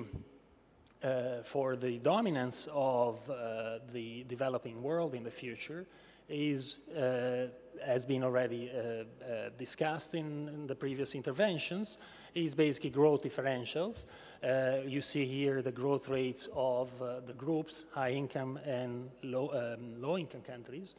And we foresee this to continue in the future, short of major events, which has been mentioned by my colleague before, of a war or a major environmental catastrophes. So, and one interesting view again of the size and the contribution of developing countries to the future global economy is given in this slide. In this slide, you observe the contribution of developing countries to the growth of working age population. Okay, so if we start already in the 80s, basically for every 100 new working age population that enters the world, 75 or about 70 were already from developing countries. In 7 years from now, in 2020, of 100 new entrants in this working age population are all from developing countries. In 2050, or even before then, 110 will be from, or for every 100 will be from developing countries, and -10 will be from high-income countries. So these trends do not change because of a financial crisis. These trends do not change because the euro collapses. These trends continue and will continue no matter what kind of monetary policy or fiscal policy will be adopted, okay? So this is important to recall, as well as the technological catch-up will probably continue. So everything will change. So it doesn't really matter if the euro will be there or not. So I just want to warn you about this. I just clicked the wrong button. So before I move to the second question, let me give you, because all of I mentioned now are in terms of flows. Investment is a flow, but let's see what happens on the stock, okay, on the wealth.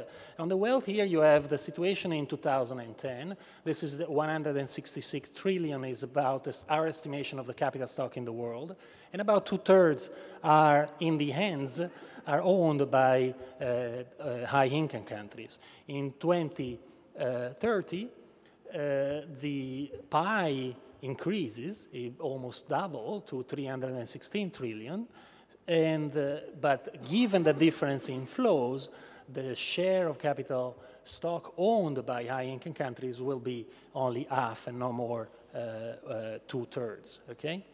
Now let's move to the second question. Now the short answer to this question is, okay, there will be demographic pressure, but the world will not run out of savings. So we are a bit perhaps different from others in this aspect.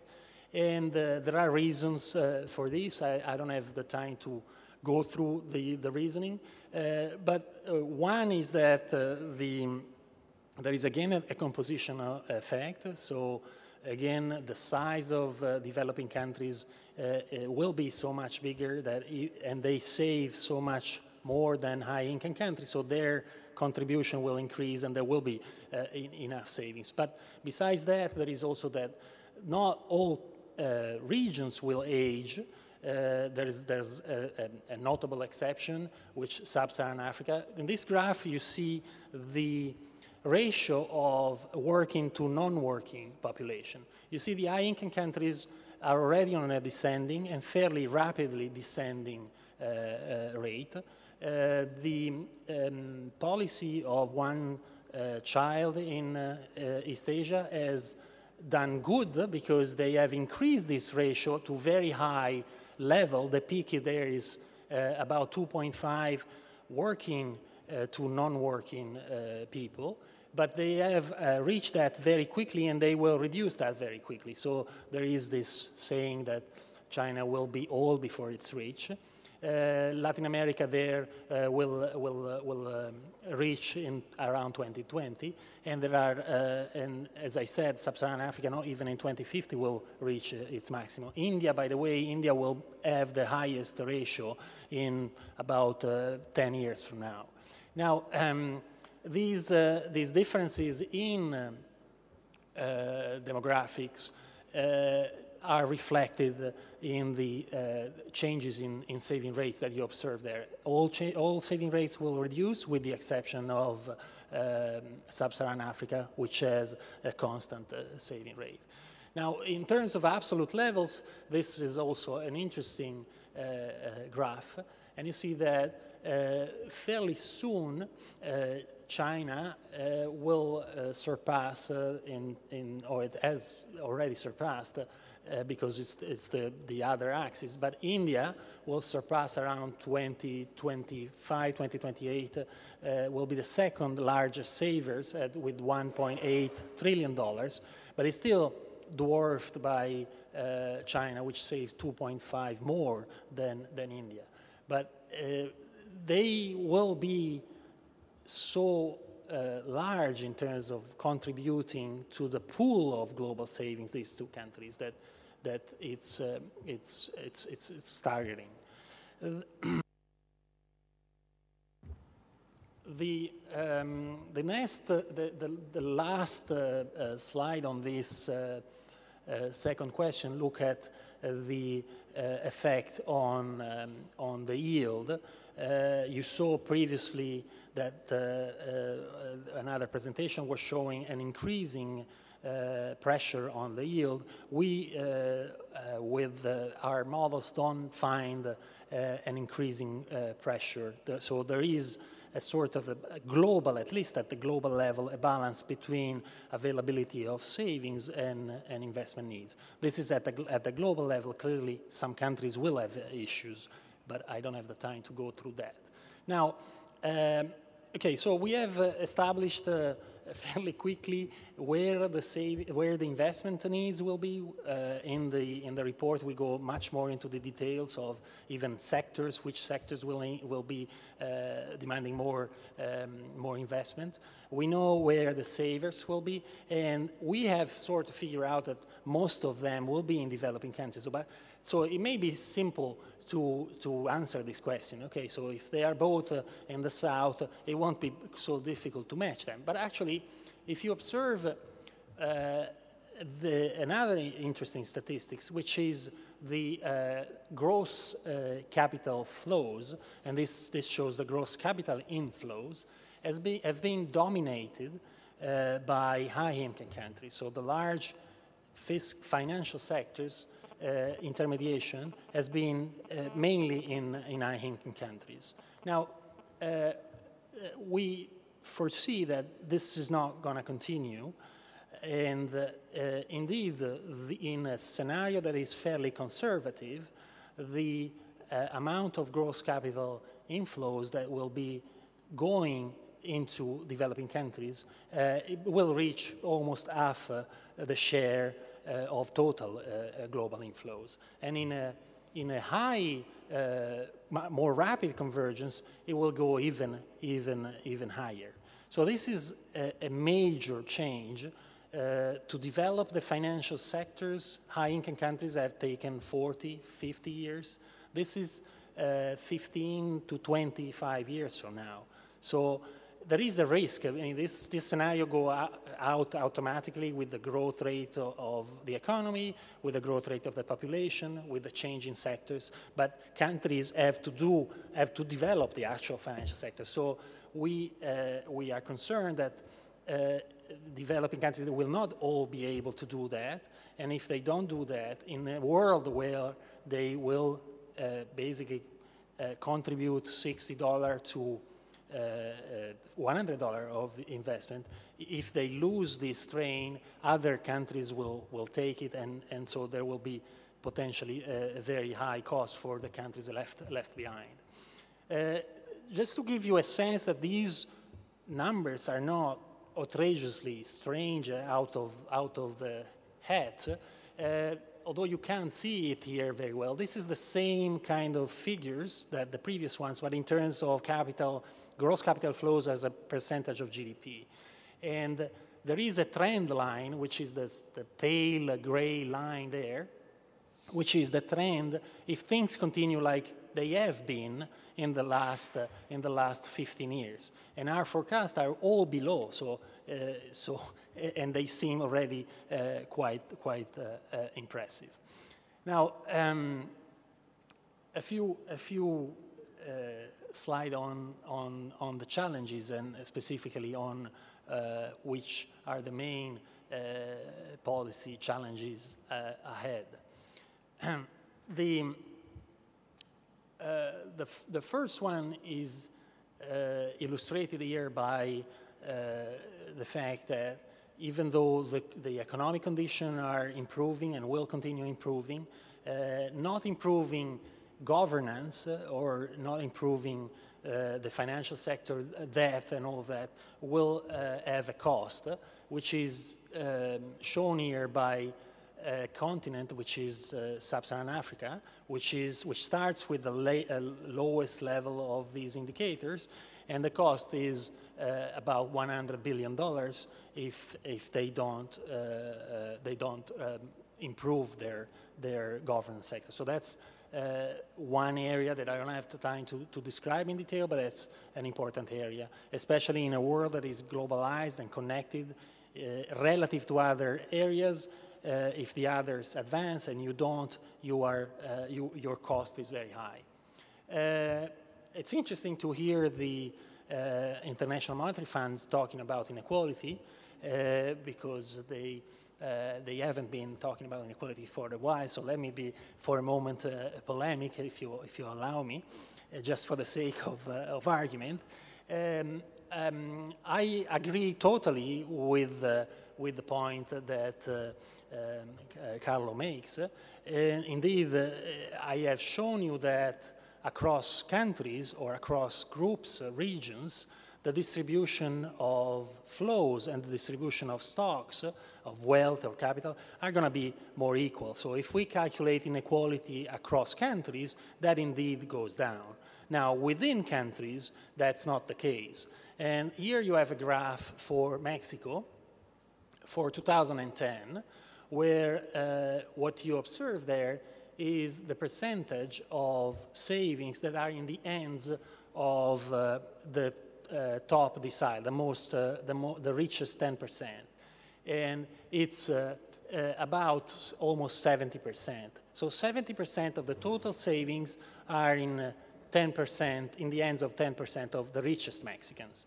And if you look at even worse, if you look at the poorest Mexican, the first decile, they have negative savings. So that means that these people are not unable to consume, as my colleague in the IMF has said, but they are unable to accumulate human capital, accumulate physical capital, and therefore be able to exit the poverty trap in which they are. So I don't, this is an important point that is also important for the US and for Europe. Having higher inequality creates tensions, but it's not a problem for consumption. It's more a problem of being stuck in a sector, being stuck in a low qualification, not being able to change this for your own or for your children. I don't have to go to the Lorentz curve story now. Now, just one final slide, I think. This shows you the advantages of being able to offer education, because what I showed you now in terms of inequality of savings has to do with the population organized by deciles. You can always think that the poorest are in the poorest decile because of a shock, and next year there will be someone else in the first decile. But if you do the same thing, the same analysis by education level, and education is much more stable throughout your life, is one of the proxy for permanent income. Also, lowest educated people have the lowest savings. And if, in this case, Mexico has an improvement in the education level, the saving rate of the whole economy is increasing. So, and it will be even higher if you give education to people who have the lowest education. So, remedying inequality can be done not only for fairness argument, but also for an efficiency argument, since it increases savings, it increases accumulation, and therefore growth. There are a few other challenges. I don't want to take your time through that. On the fiscal side, on the expenditure that come with age-related expenditure, pension, health, etc., that we have in the report some stories. But I stop there for now. Thank you very much. Thank you very much, Maurizio. I will take the stage for 3 minutes now, trying to make some kind of synthesis and pointing out the first question raised by Emilio Rossi, going on throughout all the other presentations. Is there a world crisis? Are we facing a world crisis? Can you give me the, no, the switch, right. My answer is no. My answer is no. We had the 2009 crisis, a little bit in 2012. What is coming out from these figures is what Emilio said. The next 5 years, there will be a recovery in the world economy, but the average rate of growth will be less than before the crisis. Okay. Second, there is a European crisis. If you look at the black line, is the world GDP. Since 2000, so for 20 years, the past years, for coming years, the Euro area, the European Union, and the USA, a little less, have been performing below world growth.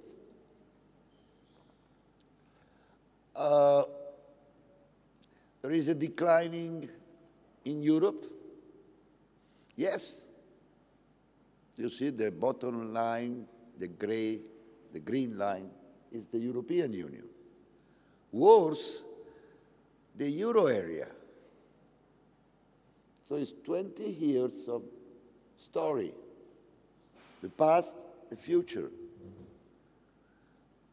And this is for tomorrow.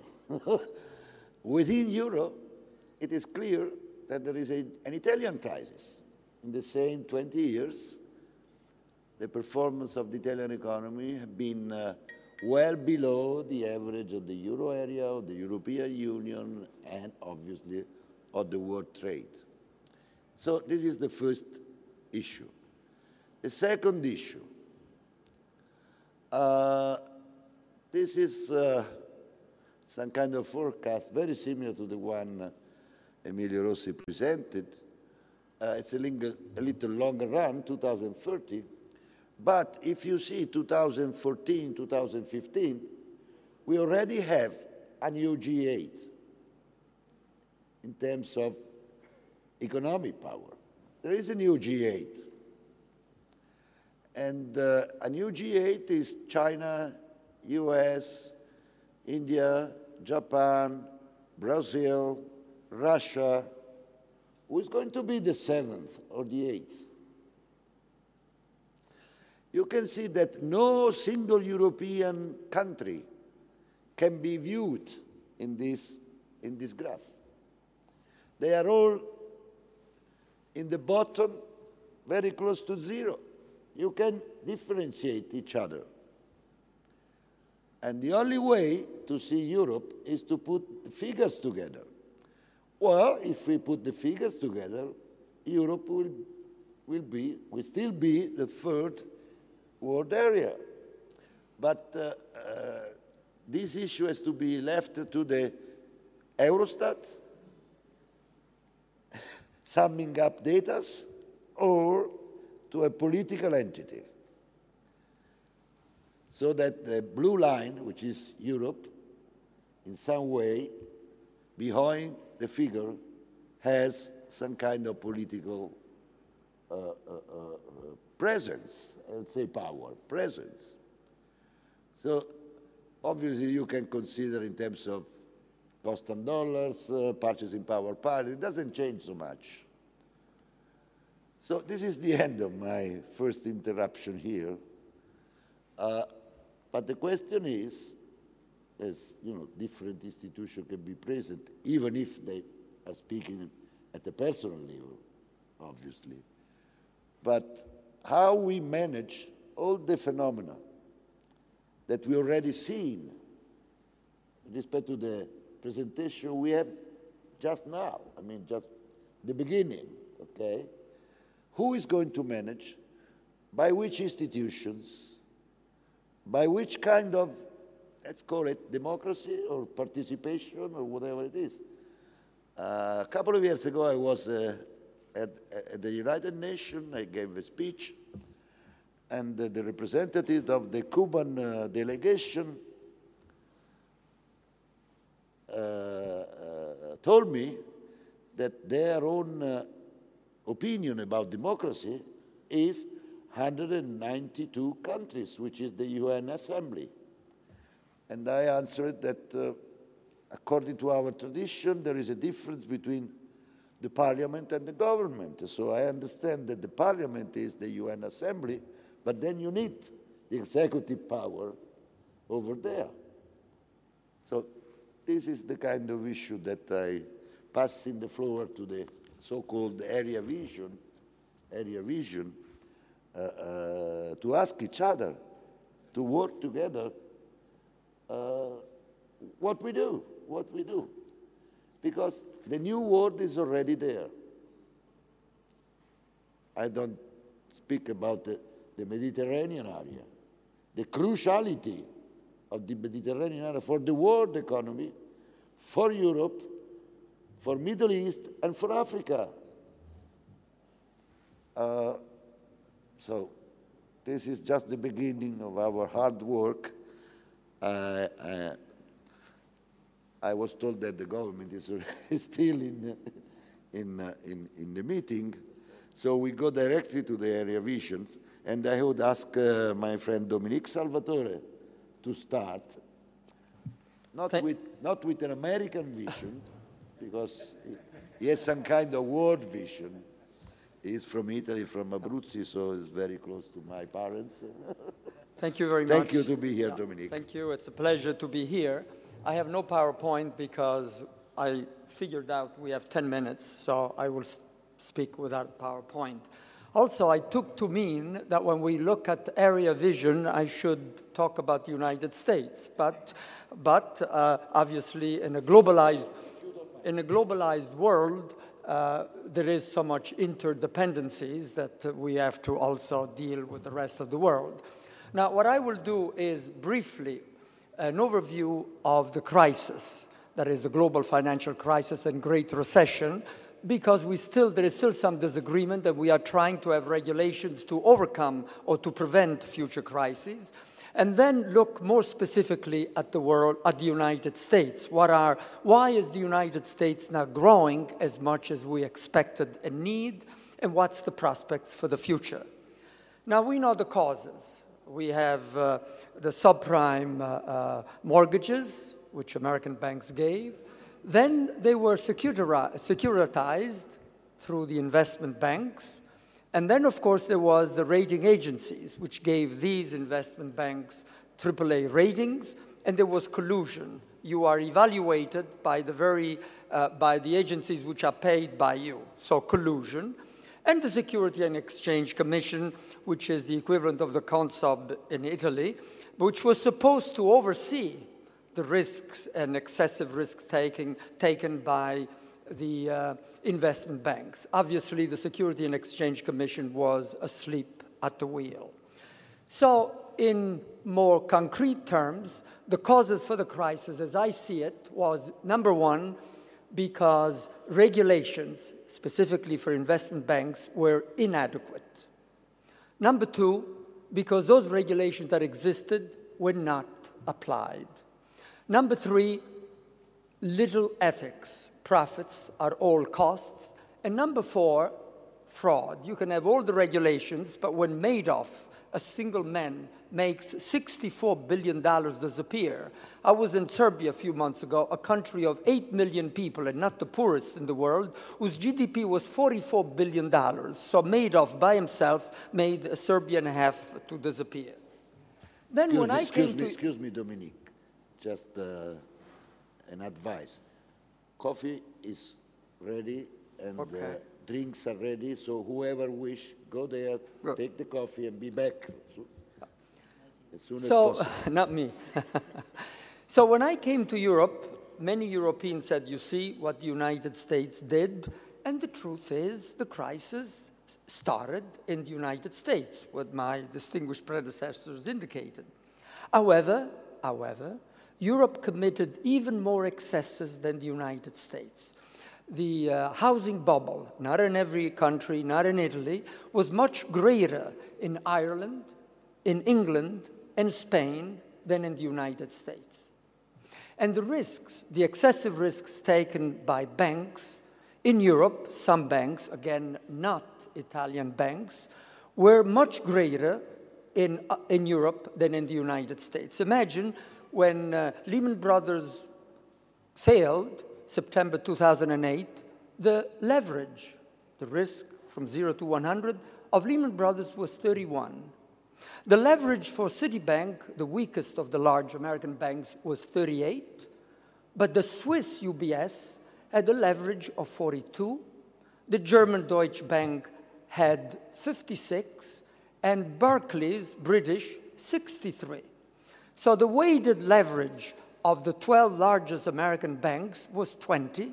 The weighted average of the leverage of the 12 largest European banks was 35. So the crisis came in Europe quickly, because we know the financial sector operates quickly, and deeper in Europe than in the United States. As the data that we've seen shows, in 2009, real GDP declined by 3.1% in the United States, so a deep recession, and since then, a growth, an average growth of about 2%. Europe would be delighted to have a growth of 2%, but for the United States, this is not adequate at all for reasons that we will see. In Europe, the recession was, the weighted average for the Eurozone, 4.4% decline in real GDP. And then in 2010, growth was barely 1.2, 1.3% of GDP. Then in 2011 was negative, minus 0.6, 2012 negative. So Europe suffered a deeper crisis because it had even greater excesses than the United States. Now, since we are talking about the world, how did this crisis go to emerging markets? Well, this time, emerging markets really did not do anything wrong, really. This was contagion. And the contagion came through the real sector with a lag. So when advanced countries fell into recession, their GDP declined, their imports declined. Some of these, or many of these, were the exports of emerging markets. So in the first quarter of 2009, the deepest point of the world recession, real GDP declined by 2.1%, while world trade declined by 9%. And then investments, real investments from advanced countries declined from $300 billion in 2006 to $200 billion. So because of these events more in the real sector, the crisis in advanced country was transmitted with a lag in the through the real sector in emerging markets. Now, as Emilio indicated and others, in China, the decline in growth was from 10 to 12% to 8%. So only a decline in growth. In India, a decline, say, from 8 to 5%. And in emerging markets, well, first, Turkey, Russia, and Mexico went into a very deep recession, 6–7% decline in GDP, and now their growth is about 3%. Now, of course, Professor Gao will say so, but China growth, still 7.5%, means doubling of real GDP in less than 10 years. However, and this is often not said, China needs at least 5–6 percentage points of growth in order to transform the still large subsistence sector of agriculture into the market economy. So China knows it needs 5–6%, and the Chinese government knows, and of course even 7.5% satisfies that. We were delighted when India found a way to grow continuously. In the past, India grew when agriculture did well, and when the monsoon did not come, did not grow. Now we were delighted to see the largest democracy in the world also grow. It seemed like China grew and India did not, so we were most delighted. But for the other large emerging markets, Brazil, Russia, India, well, Russia and primarily, and Brazil, to grow at 3% per year is absolutely much half of what the potential is there, and really not adequate. When Brazil and Russia grow at 3%, it's like Germany growing at 1%. This is the way to evaluate, never mind the absolute levels. This is what, and so they are not growing as much as we expected. Now, what did the United States do to overcome the crisis? We know. A monetary policy really exceedingly strong, or as strong as possible. Interest rates, 0.25%. This is a liquidity trap. And quantitative easing, increasing, as we've seen the data, the assets of the Fed from less than 10% to over 20%. So not much more could have been done from a monetary point of view or expansionary policy. In fiscal policy, and here we have disagreements, but we are at these meetings not to say common things that all we can agree. I push the envelope a bit, and if I'm wrong, I can be called back. Look at fiscal policy. The deficit of the United States as a percentage of the debt was 2.7% in 2007. It went to 13% in 2009. 13% of GDP. Then it went to 10% in 2010, 8% in 2011, and now even 6% is double what the Maastricht criteria indicated. Look at the debt, the national debt. When Obama became president, it was 67% of GDP. Now it's 108%. Now, the United States is no longer a virtuous country, but I'll come back to that in a moment. So really, as much as necessary was done. People who were against Obama for excessive fiscal policy, we cannot be against Obama for excessive fiscal policy. We know how troublesome the problem was. We did not know whether the Great Recession would become a depression. So it was done what was necessary. But this growth now of 2% is inadequate.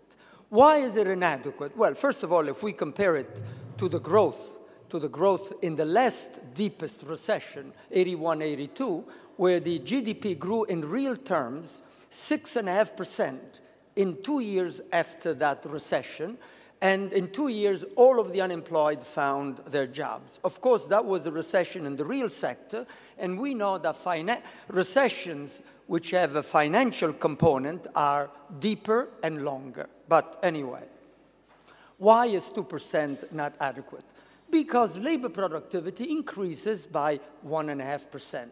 So a growth rate of real GDP of 2% doesn't create many jobs. In fact, the United States had created only enough jobs to absorb the new entrants into the labor force, which is 130, 140 workers per month. So now we say, well, but look at the unemployment rate. It was over 10%. Now it's 7.5%. In all frankness, these are people who don't know how to look at the real economy. Between 2007 and 2012, the labor participation rate in the United States declined by 5 percentage points, from 63% to 58%.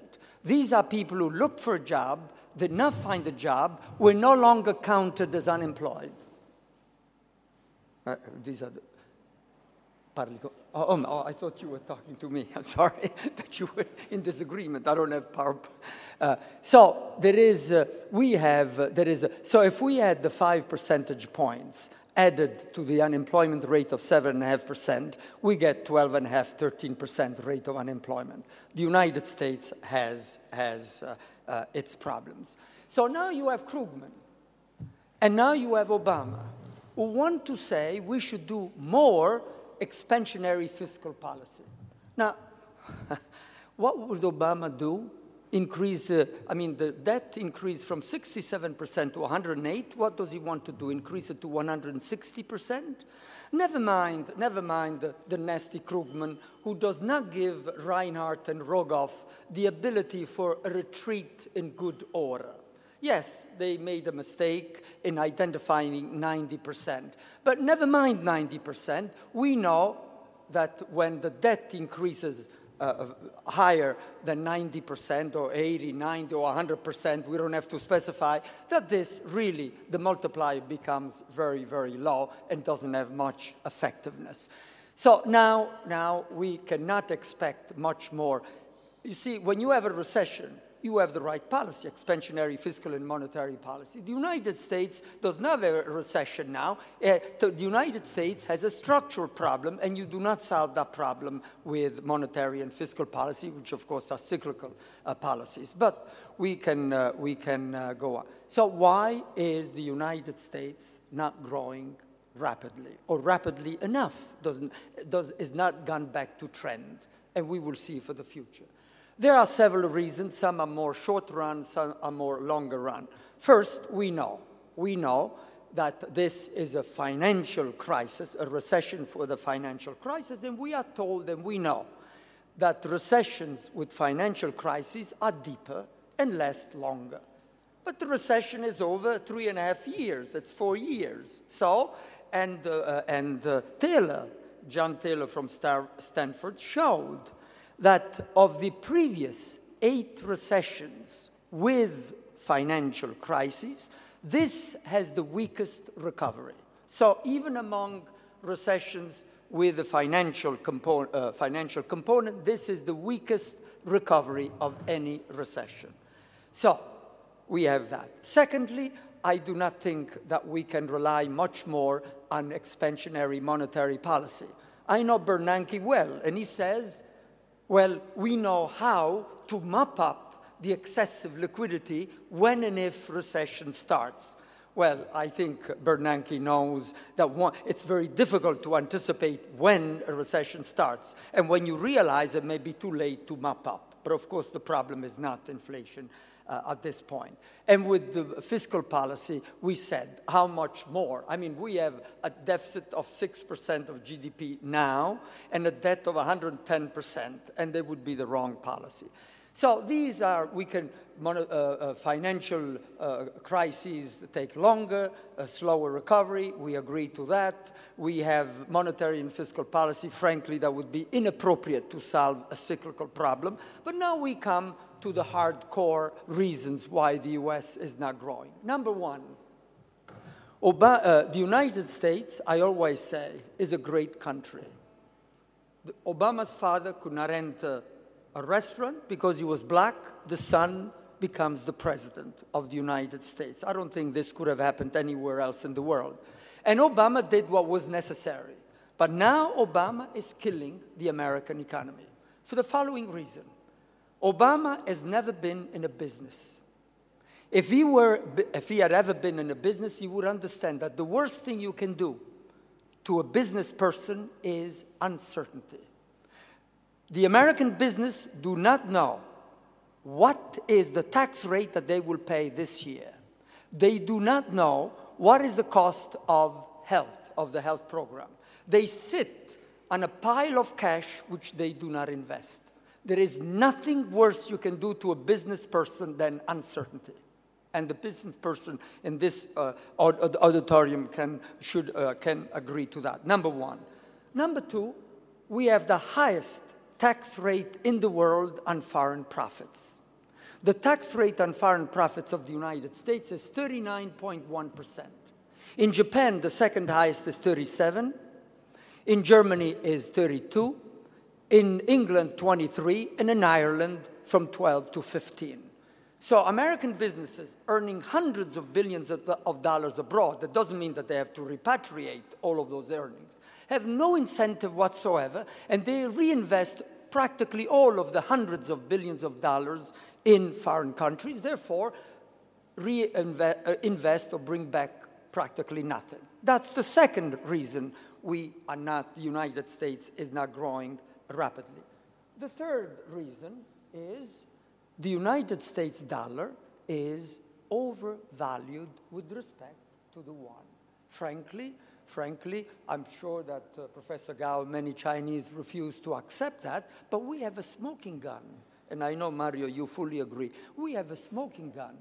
That is, we know that the yuan has appreciated from July 2005 to July 2008 by 19%. And from July 2008 to today, another 10%. So the yuan has appreciated almost 30%. However, it may still remain something like 20% undervalued, and the smoking gun is the counterpart. You keep a currency undervalued, you have an excessive surplus, not with respect to the world. But the United States exports to China $100 billion, and imports from China $400 billion. So, I mean, there is no theory that postulates that countries should bilaterally balance the trade. But when 50% of the US trade deficit comes from one nation, something is amiss. But we cannot, of course, blame the slow growth on this, but a currency undervalued by 20% by China is the equivalent of China imposing a tariff of 20% on its imports and giving a subsidy of 20%. That's not the major cause for the US growth not being high, but it is an important cause. And of course, we have, what is the counterpart, the smoking gun? The continuous accumulation of reserves. It's there, and Mario, as you say. But again, we don't want to blame China. China does what it is in its interest, and the United States. And of course, I was part of a commission coming to Europe at the central bank. And I was in this commission saying, you know, help us. Because if we join together, not to collude against China, but to say, your currency is undervalued. And Trichet said, no, we don't want any trouble. So when the Americans or the other Americans left, I said to Papademos, the vice, do you know what the United States is going to do? I'm not a spokesperson for the United States. We believe in the market. We have an unsustainable trade deficit. Will allow the dollar to find its own proper value on the world market. And since we have an unsustainable trade deficit, the dollar will depreciate against which currency? Against the euro, and euro, which has no fold, will be, and so now, obviously, Europe understands. But there is a fourth reason. So we have a financial crisis, takes longer to recuperate, and recovery are slower. We can now use fiscal policy more than we have used. We have uncertainty, Obama's policies. We have an overvalued currency for the dollar, not much, but still there. But then we have outsourcing. Now, we have Professor Basevi here, and we want an open economy. We don't want restrictions. However, yes, outsourcing gives us goods cheaper. And that's wonderful, because even the benefits of society comes from the welfare of people, not However, we are outsourcing everything, including the core competencies of advanced countries. Who created the iPad? The United States. How many iPads built? Over 100 million. How many built in the United States? 0. So now we are told, innovate more. Yes, but you know, and what's the problem? Not to close, but firms should outsource the non-core competency aspects and not trying to maximize profits by minimizing costs on a yearly basis. So now you outsource everything, you will lose everything. Not only you don't create jobs now, you won't create jobs later. So we have, of course, then the slow growth or recession in Europe doesn't help the United States, and also the slower growth in emerging markets is not helping the United States. Where are we going there? Yes, I agree with Emilio that we have an energy stimulus happening to the United States, but I detect something really wrong happening in the United States. When I went to the United States, I was 16. I asked my father, why are we going? And he said, because that's the country of the future, the country of opportunity, the country of young people. Of course, then it was more than today. But something structural is changing in the United States. The number of new firms, as a respect to the total, is declining in the United States, and it has declined. The number of new firms established, it has, in proportion to the total, it has declined. The migration the flexibility in the labor market, one important form of which is migration, has declined. The number of people who change jobs has declined. In other words, there is a structural problem, the United States becoming more like Europe.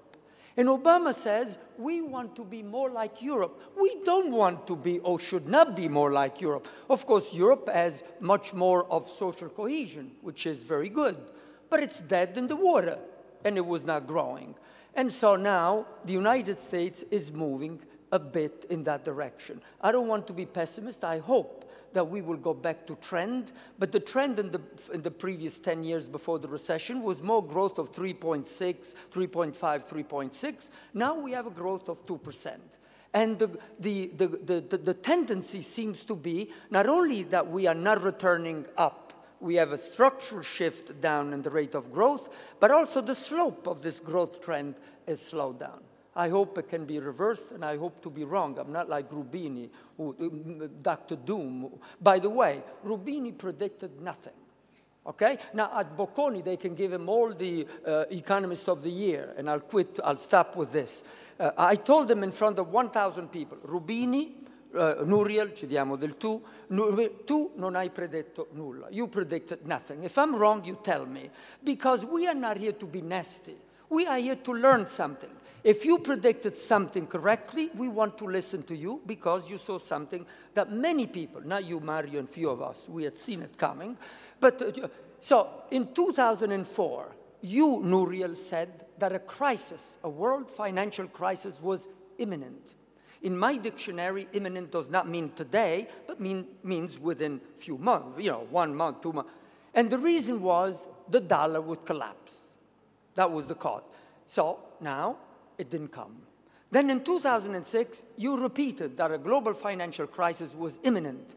And this time, the reason would be because primary commodities had shot up, una fiammata, which didn't happen. Then in 2007, you said the crisis would come from the subprime and the housing bubble. Well, at that time, I could have predicted today that it was sunny in Rome. To make a prediction, you must tell me two things.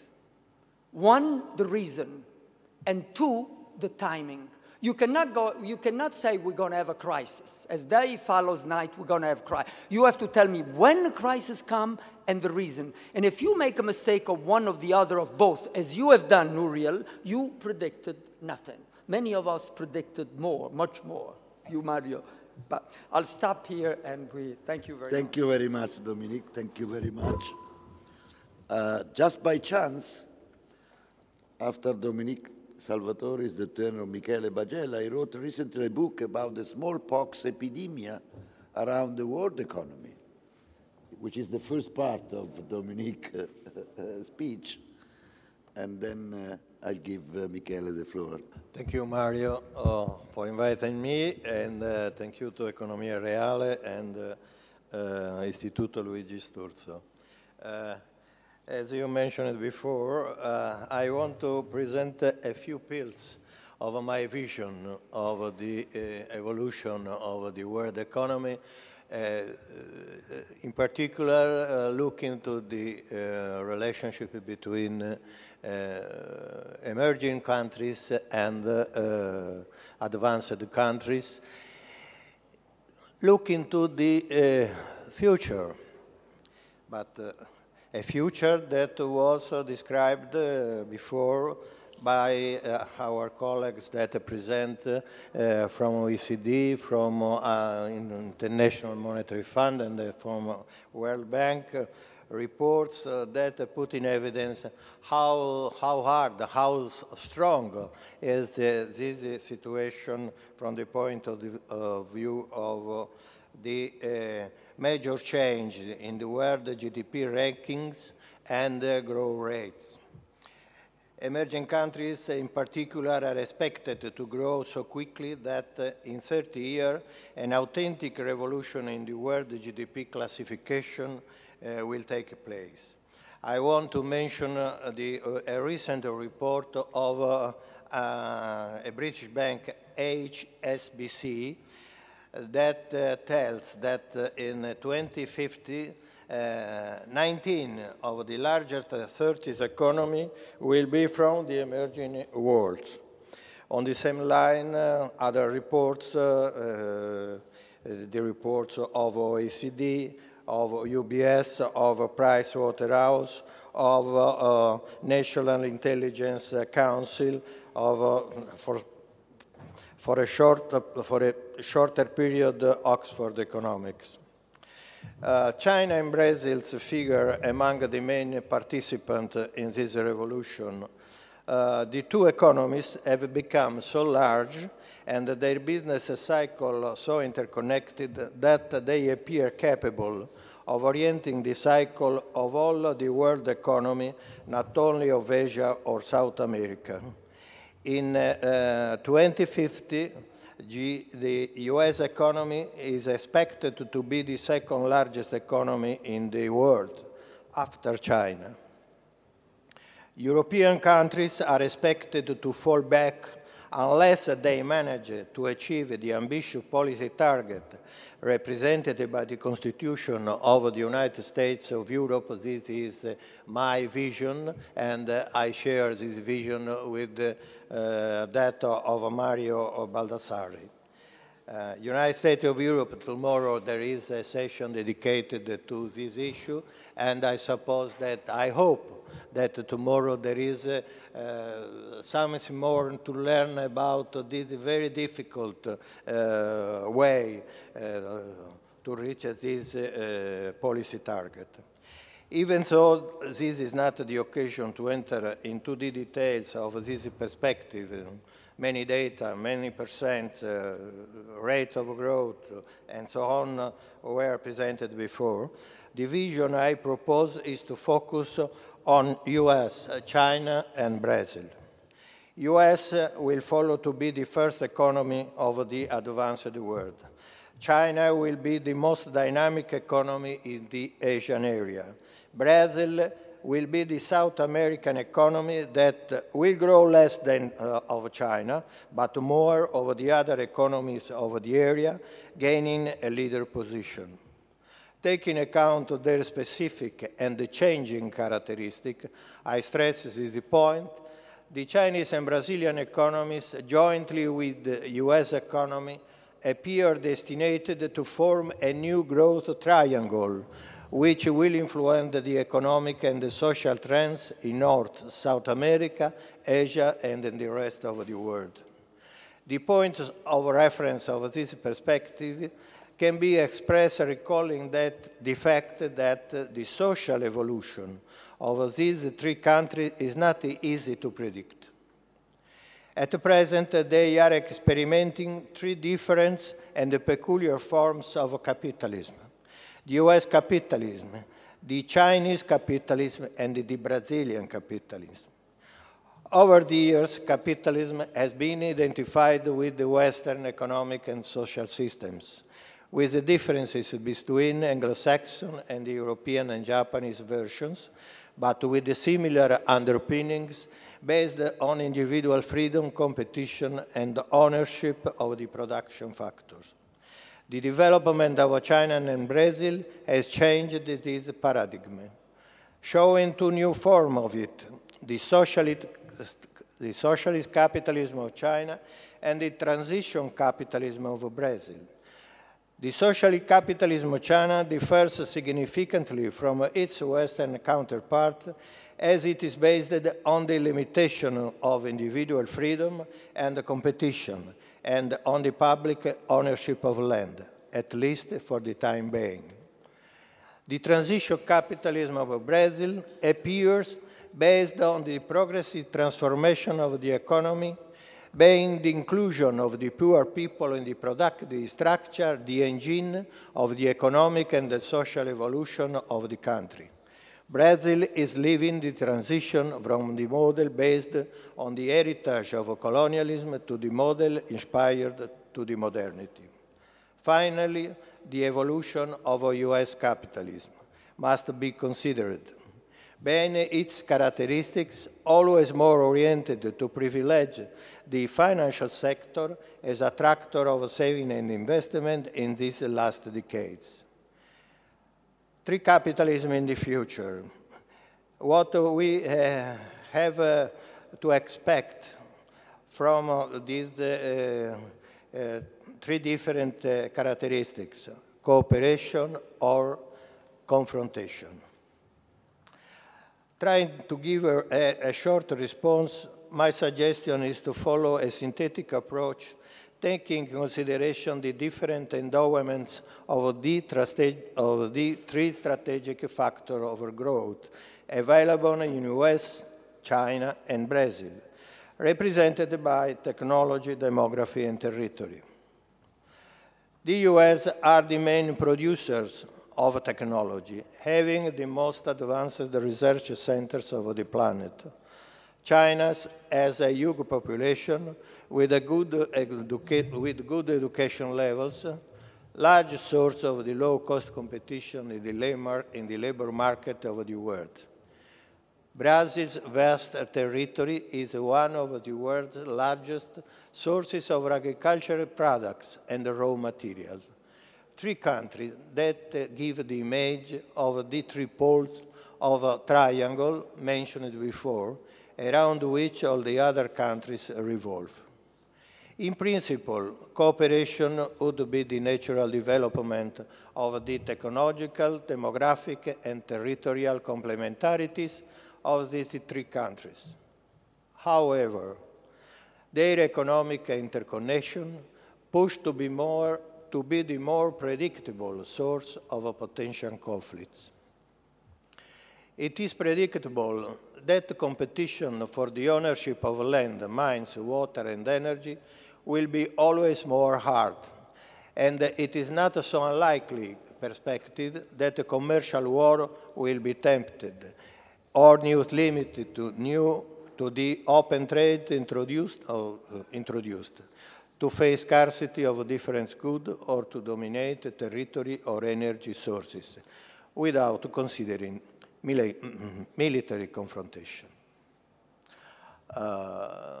Prices increase of strategic raw materials and agricultural commodities are expected to occur in the future. Together with the natural fluctuation, the risk of a high volatility and of speculative bubbles loom to be larger than in the recent past. If demand keeps outpacing production and monetary policy expansion continues at the global level. Current examples in the last years are the real estate bubble in the US and China, and the big surge in the price of maize and sugar, which hit Brazil in connection with the big increase of the demand of this product from China. The evolution of the social and political system of China and Brazil, as mentioned before, is the other side of the medal, the unknown variable connected with their growth. What is possible to observe at the present is that the growth is changing in China and Brazil the old internal equilibrium between urban and non-urban population, with the rise of a middle class characterized by needs of consumption in Western style, in rising quantities. This is the point. How to mitigate in the future the dangers of price bubbles of energy, aliments, and equities? Taking in consideration the last crisis, born in the US real estate market, there is a lesson that could be useful to learn in order to mitigate the probabilities of new bubbles and consequently new crises, which it could be taken from the law initiative of the US authority to have more order in the financial market. The new measures to have a systemic risk control and an appropriate regulation of derivatives markets, including the futures on the commodity, are the result of a debate and a controversial approval of the Dodd-Frank Act by the Congress of the United States of America in 2010. But the enforcement rule rules of this act until now are lacking. The introduction of more order in the financial market, this is the point I want to stress, is not only crucial for the US and for the advanced world, but also for the rest of the world, but overall for the emerging countries where China and Brazil are in pole position. Controls based on the principles of responsibility and transparency to limit the excess of finance in the US, which delay a full recovery of investment in the real sector, could give to China and Brazil economies a plus, which can strengthen the positive evolution of their society toward a kind of capitalism based on a steady rise of their middle classes, similar to that we observed in the Western countries. According to Walras' law, in a general equilibrium system where all markets are connected to one another, if there is an excess of demand in a market and all other markets but one are balanced, this market will exhibit an excess of supply. Projecting this image onto an open world economy based on the international trade, the excess of demand appears to be the key variable that will be better monitored if more international financial stability is assured. And in my vision, the first step is the enforcement of the Dodd-Frank Act in the United States. And then the second condition is more international cooperation and more change in the international institution, as Mario Baldassarri recalled in his introduction. I think that today we are observing a new position of the United States if we consider it in the relationship with China. And that is that it is not possible to have a globalization and a free trade organization in the sense that there is no respect of the behavior environment and no respect of the protection of the property rights. I think that are starting the discussion between the US and China on this point, and maybe the treaty that was signed at the beginning of 2000 and that permitted to China to enter very strongly in the international trade. Maybe, I suppose, this is the idea of this discussion, I suppose that will be revised. This is a division that I want to share with you, taking away, putting on the board the terrible alternative that is a military confrontation. Thank you very much. Thank you very much. Thank you very much, Michele. Now we move, at last, to China and Russia, and then we move into the Mediterranean with the Middle East and North Africa, and I will ask Paolo Guerrieri to hand with the European vision.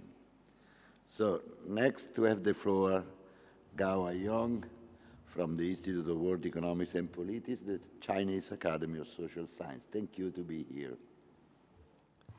Thank you very much. I think I have slides.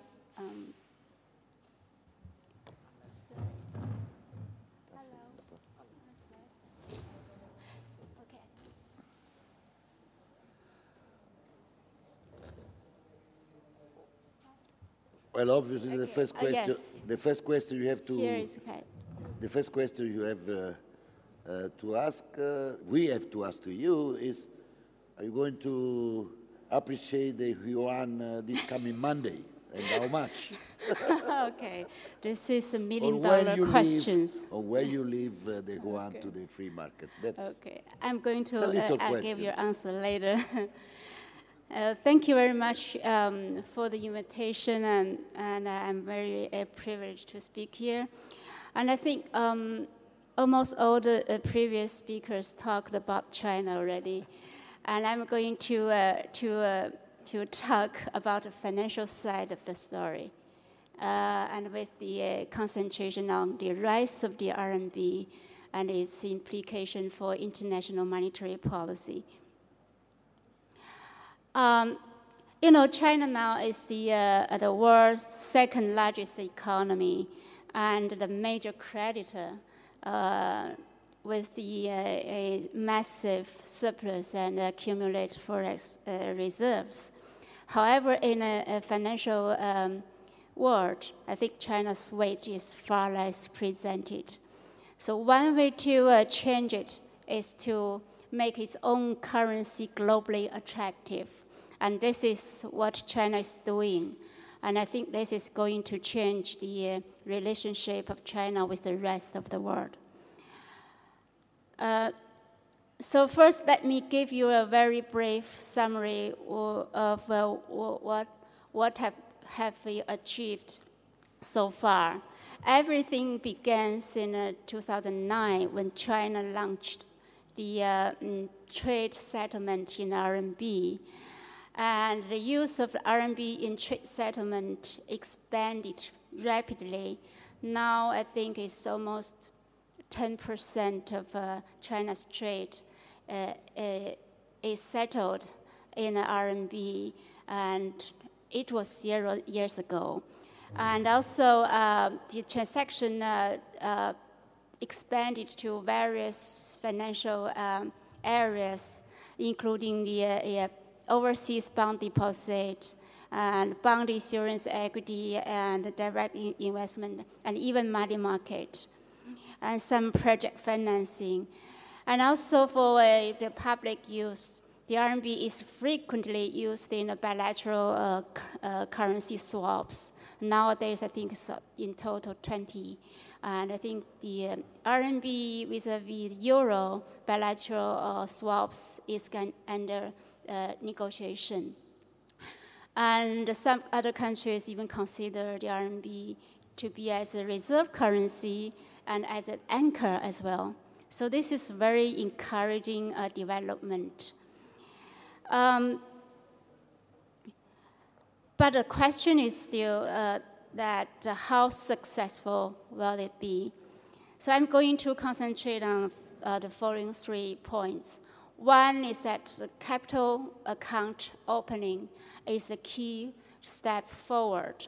You know, China has been very cautious in capital account opening, and it's gradual, it's experimental, and it's full of awareness of domestic financial weakness. However, the slowly paced capital accountability also limits the use of the RMB.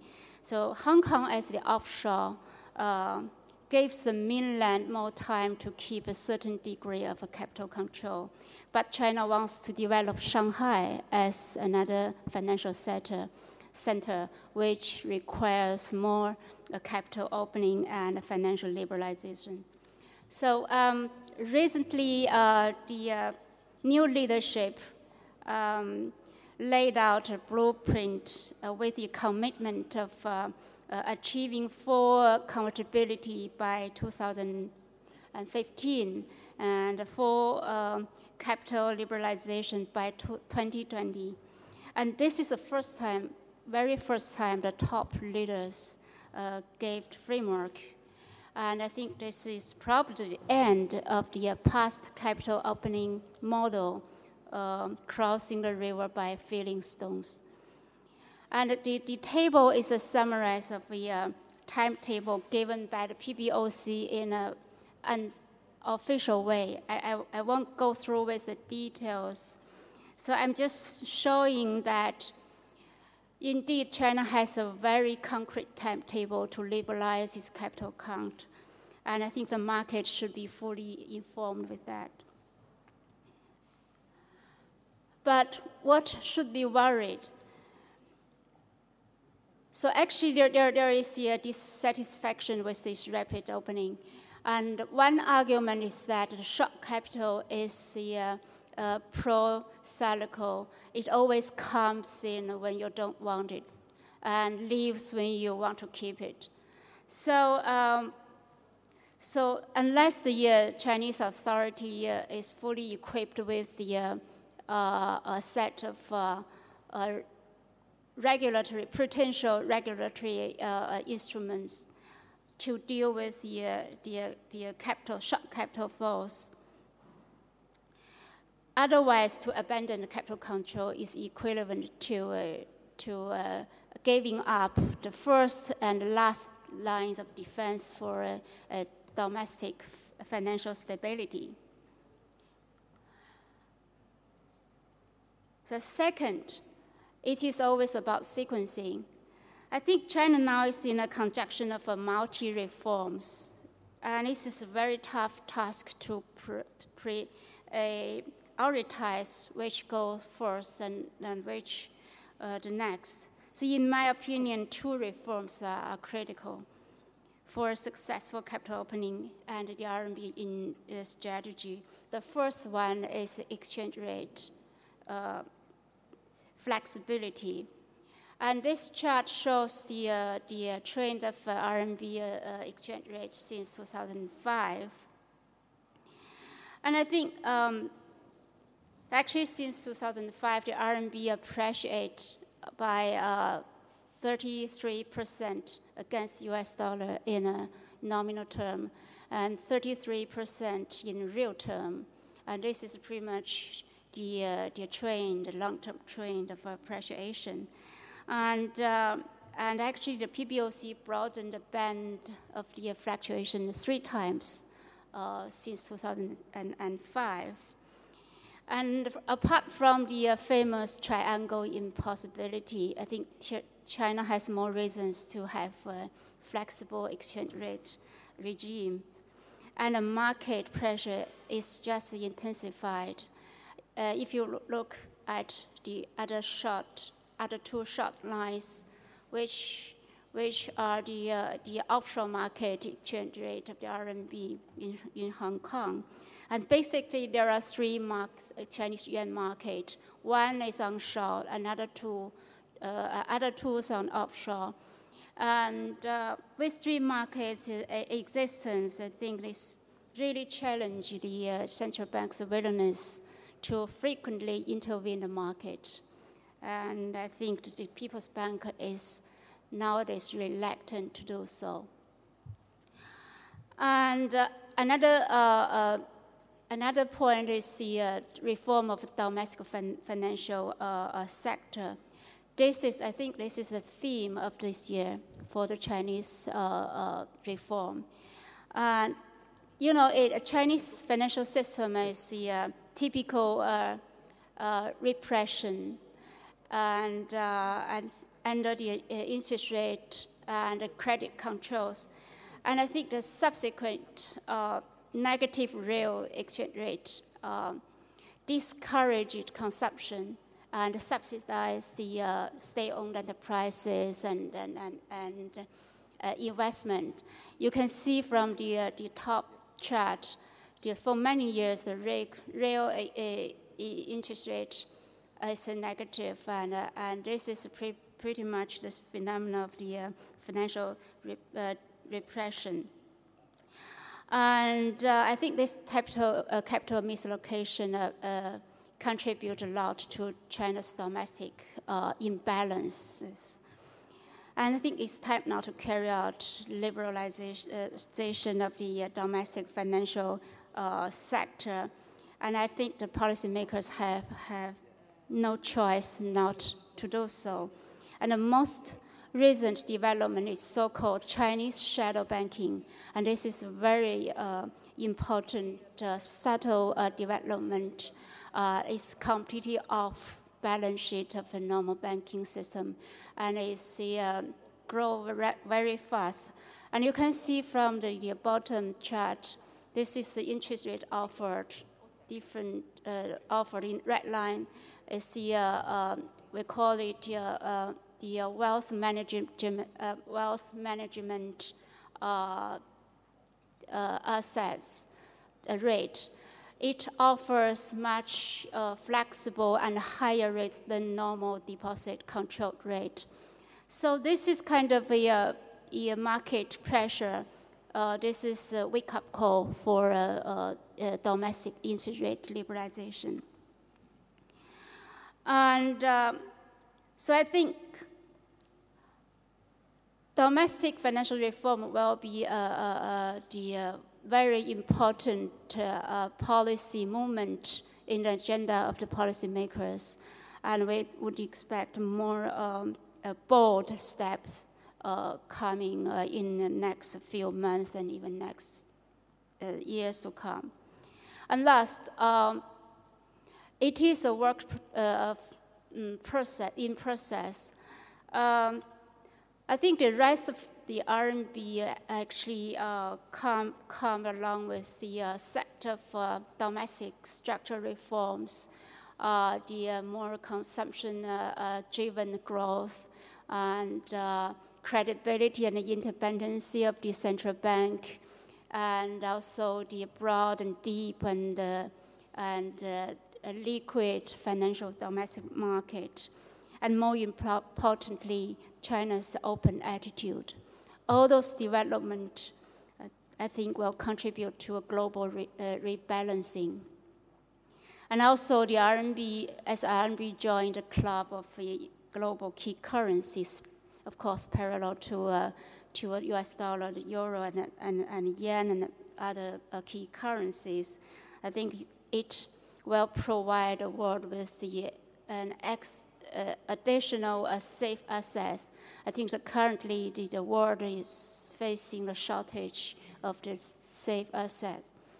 And also, it will also require China to have more responsibility and in a global governance, and to be involved more with the risk sharing and, of course, rulemaking.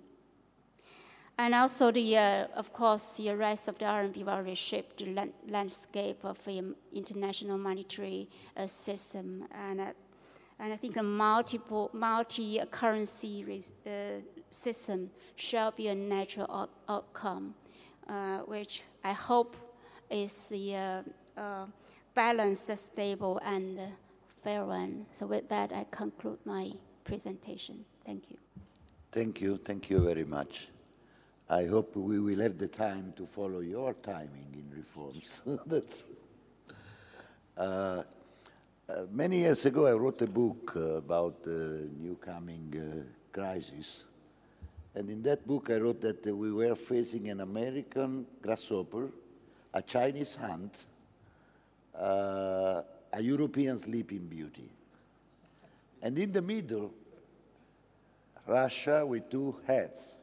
One is looking west, one is looking east, but having gas and oil under the foot. Now we move to Russia, and I do believe Dr. Fadiev don't mind if I leave the floor first to Elena Ananieva from the Institute of Europe of the Russian Academy of Science. Thank you to be here, to you too. Thank you for inviting me. Thank you for managing the terrible problem of the visa. Yes. So this is another case for waiving the visa regime between the EU and Russia, at least for great researchers as myself. Well, I am very glad to be present at this conference, and I'm very glad that the vision of those economists that spoke before me will largely coincide with what I have to say. So I need not be very I should not present a very detailed picture. Well, I agree with Professor Salvatore that Russia, as other emerging countries, did contaminate, was contaminated by the financial and then economic crisis from the US and Europe. And this is due to Russia's dependence on the Euro-Atlantic region.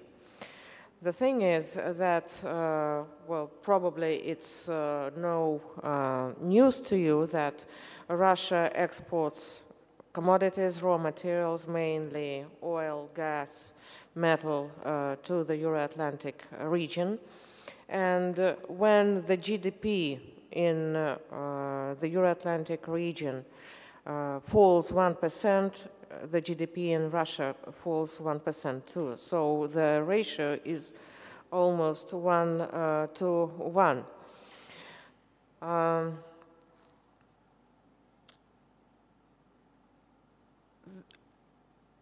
Let me give you some numbers. 76% of exports are commodities to the Euro-Atlantic region. That is 10% of Russia's GDP. And also 90% of foreign direct investments come to Russia from the Euro-Atlantic region. I remember Putin at that time being prime minister say that, well, the crisis in 2008 will not affect Russia because Russia has a sound fiscal policy and economic policy at large. Russia will remain a safe and sound island in this sea of turmoil of the economic crisis. But the shock came when Russia was really affected. And the influence of the economic crisis was not just through the oil prices themselves, as through demand from the Euro-Atlantic region. So what to do? Russia tried to turn one of its heads more to the east and shift its trade from 35% to the Atlantic region and 55% to the EU to 20 and 45% respectively, and tried to trade with China more. Well, trade with China really increased from 5% to 7.5%. And it turned out to be not effective because of the transportation costs. The CIS countries also fell, so trade with CIS countries fell from 7 to 5%. Well, this means that Russia's western head will be turned to the west. It will remain to be turned to the west and to the Euro-Atlantic region because this is the effective, so to say, direction.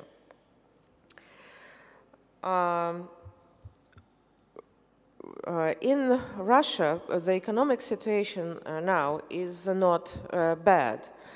Well, in fact, in April, there were figures released for the unemployment rate and for the growth of the GDP. So unemployment is 5.3%, and the growth of GDP from January to the end of April is 1.6%. Well, the projection was lower, so it is good news. But what is worrying? What is worrying many Russian economists that Russia shows growth without development. Russia badly needs modernization. Russia badly needs to diversify its economy from oil, gas, commodities to high tech. And on this path, there are several obstacles.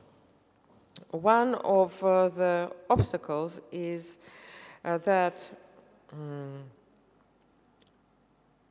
Russia would not be able to modernize without the help of the EU and other developed countries.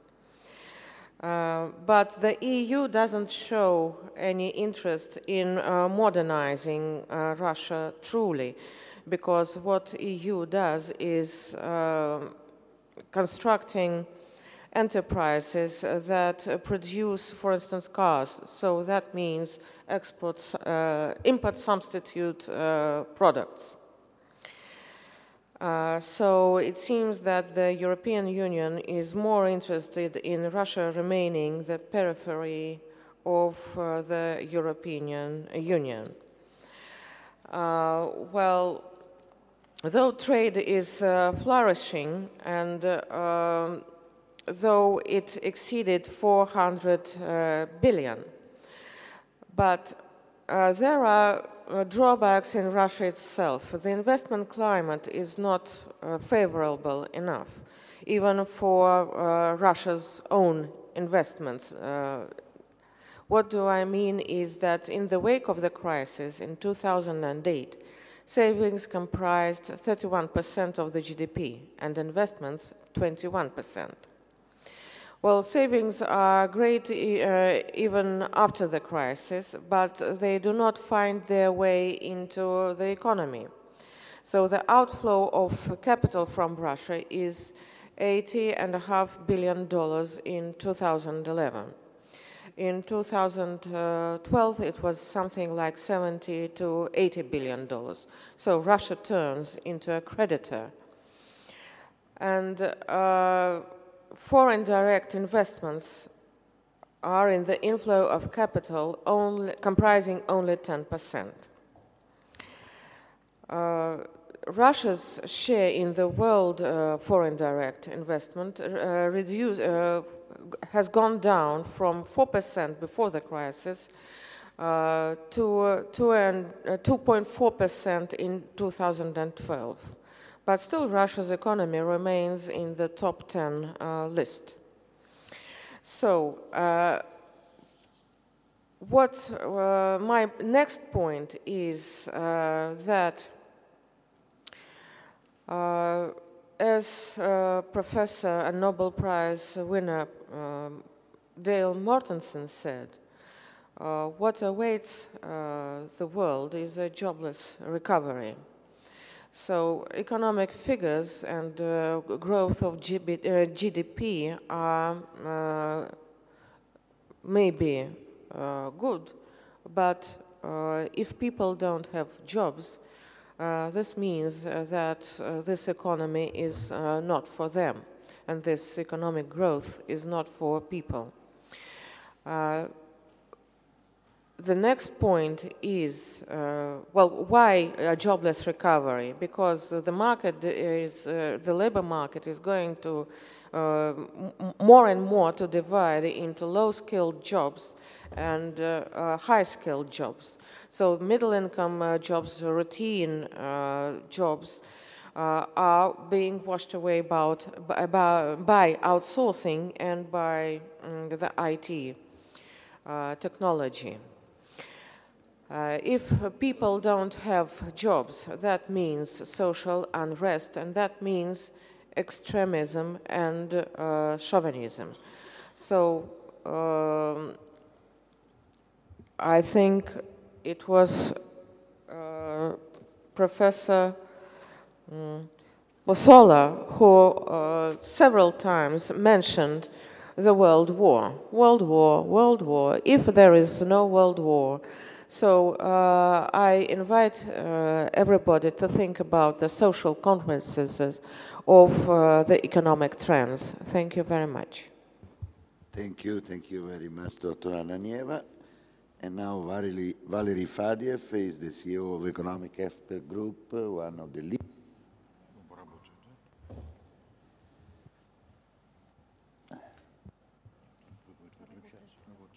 Thank you very much. Unfortunately, I was a very stupid student in the Soviet times, and I couldn't imagine that the learning of foreign languages is a very important thing for everybody and for people, for Soviet people too. So I have to speak in Russian, and interpreter Anastasia helped me. Okay. Слушая сегодняшнюю дискуссию, я вспомнил знаменитые и несбывшиеся прогнозы по России, которые делались более 100 лет назад. While I was listening to the discussion today, it came to my mind the very famous forecast. They did not come true. It was done more than 100 years ago, and it considered Russia. Тогда Россия быстро росла, рос ВВП, население, инвестиции. Russia developed very fast in those times, GDP, its population, investments. По этим прогнозам сейчас в России должно было бы жить 500 миллионов человек, а ВВП России должен был бы равняться ВВП всей остальной Европы. According to this forecast, in Russia, the population now had to amount to 500 million persons, while its GDP had to be equal to the GDP of all the rest of Europe. Каждый может сравнить эти прогнозы с имеющимся сегодня в России результатом. Everybody can compare the forecast done more than 100 years ago to the data that we have in Russia today. Я подозреваю, что часть сегодняшних прогнозов относительно Китая и других восточных стран имеет примерно такое же качество. I think that the forecast that we see today regarding the China and other Eastern countries will have more or less the same output. Тема, приближается ли к концу экономическая и политическая сила Запада, очень модная уже почти 100 лет. It's almost 100 years that the topic, if the economic and political power of the West is coming to an end. По крайней мере, с момента выхода знаменитой книги Шумпетера «Закат Запада». Шпенглера,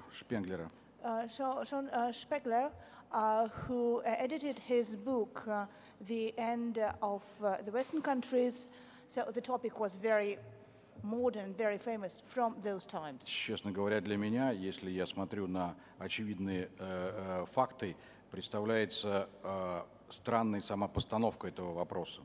Well, today, if we see the evident facts that are in front of us, the question itself is very strange. It seems to be strange to me. Действительно, часть финансовой силы перемещается на восток. Well, in fact, a part of financial force is being moved to the east. Да, все большая часть промышленной продукции производит Китай и другие азиатские страны. Most part of production of industrial products is being produced by China and other Asian countries. Но все-таки огромная часть финансов и продукции по-прежнему остается на Западе. But a great part of financial products still remain in the West. И главное, Запад владеет практически всеми важнейшими технологиями. And the most important thing is the West is the owner, the holder of most important technologies at the moment. Нет ни одного источника серьезных технологических инноваций за пределами Запада. Outside the West, we do hardly have any resource of good and effective technologies. Может быть только Япония, но Япония во многих смыслах тоже Запад.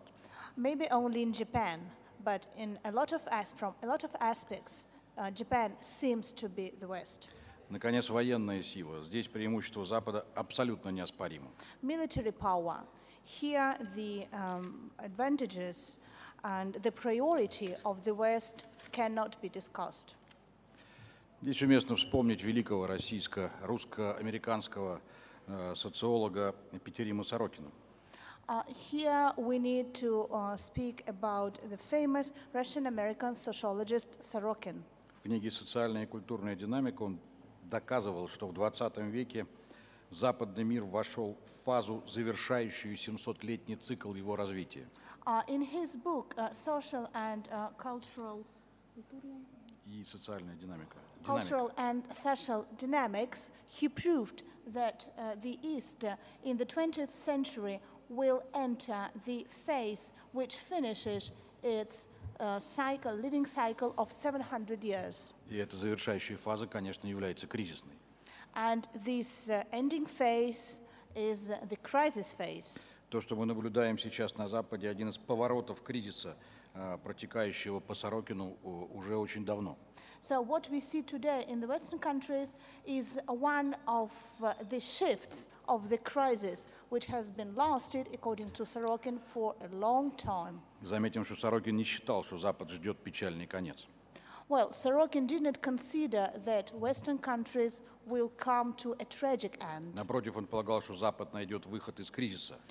He was sure that the Western countries will find out how to overcome the crisis. Я совершенно согласен с Сорокиным, я уверен, что выход будет найден. I agree completely with Mr. Sorokin, and I'm sure that the way out will be found.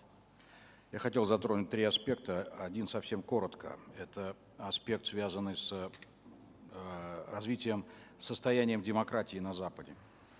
I would like to speak about three aspects, one of them with just few words, and I will speak about the state of development of democracy. Мы в России очень любим говорить о демократии.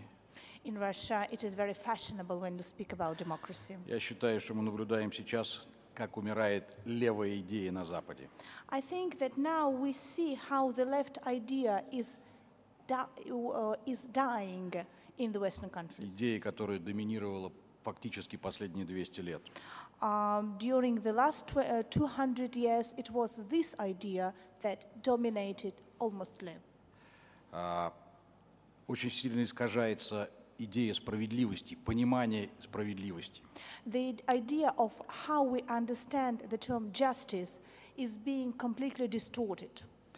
Вместо понимания справедливости как возможности развития для каждого человека мы наблюдаем совсем другую трактовку.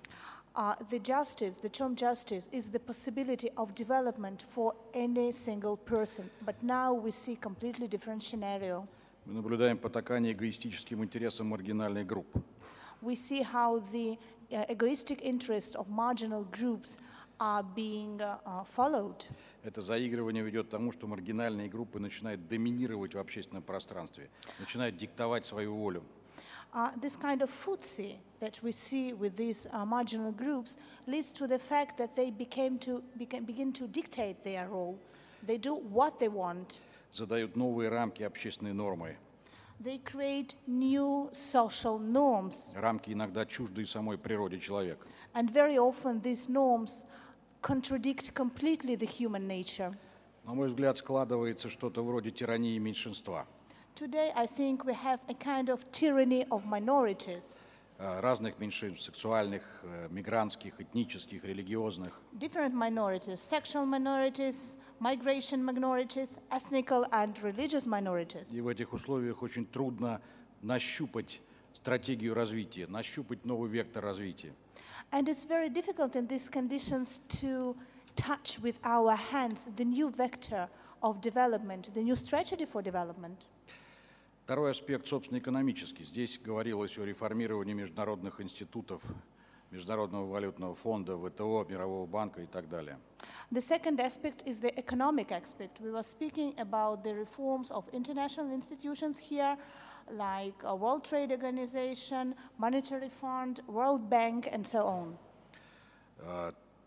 Только очень мало говорится о том, зачем их реформировать. Каковы цели реформирования, каковы будут новые цели этих институтов. But very few is said on the real objectives of these reforms. What new objectives will be posted in front of these new institutions? Это были институты управления мировым хозяйством после Второй мировой войны. After the Second World War, these institutions were the institutions for management, for administrations of world economy. Они решили свои задачи, и в первую очередь они решали задачу глобализации. The objectives have been solved. First of all, the objective of globalization was already done. Не понимая, каковы новые задачи стоят перед, в первую очередь, Западом, мы не можем понять, зачем нам нужны эти новые институты.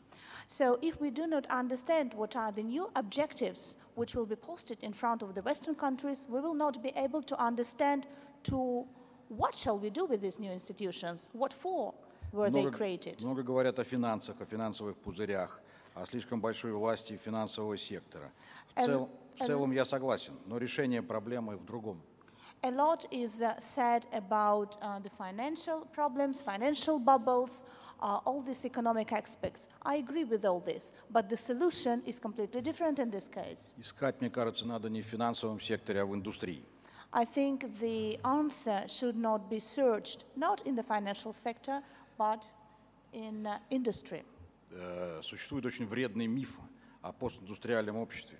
There is a very bad legend, poisonous legend on post-industrial society. Особенно хорошо виден его вред в России, где некоторые экономисты, глядя на структуру ВВП, любят говорить: смотрите, какая у нас прогрессивная структура, низкая доля индустрии, высокая сервиса и торговли. Experts in Russia, for example, do not understand how poisonous this myth, this legend is for us. They look at the structure of GDP in Russia and say that it's excellent because the level of manufacturing is low, while the level of services is high.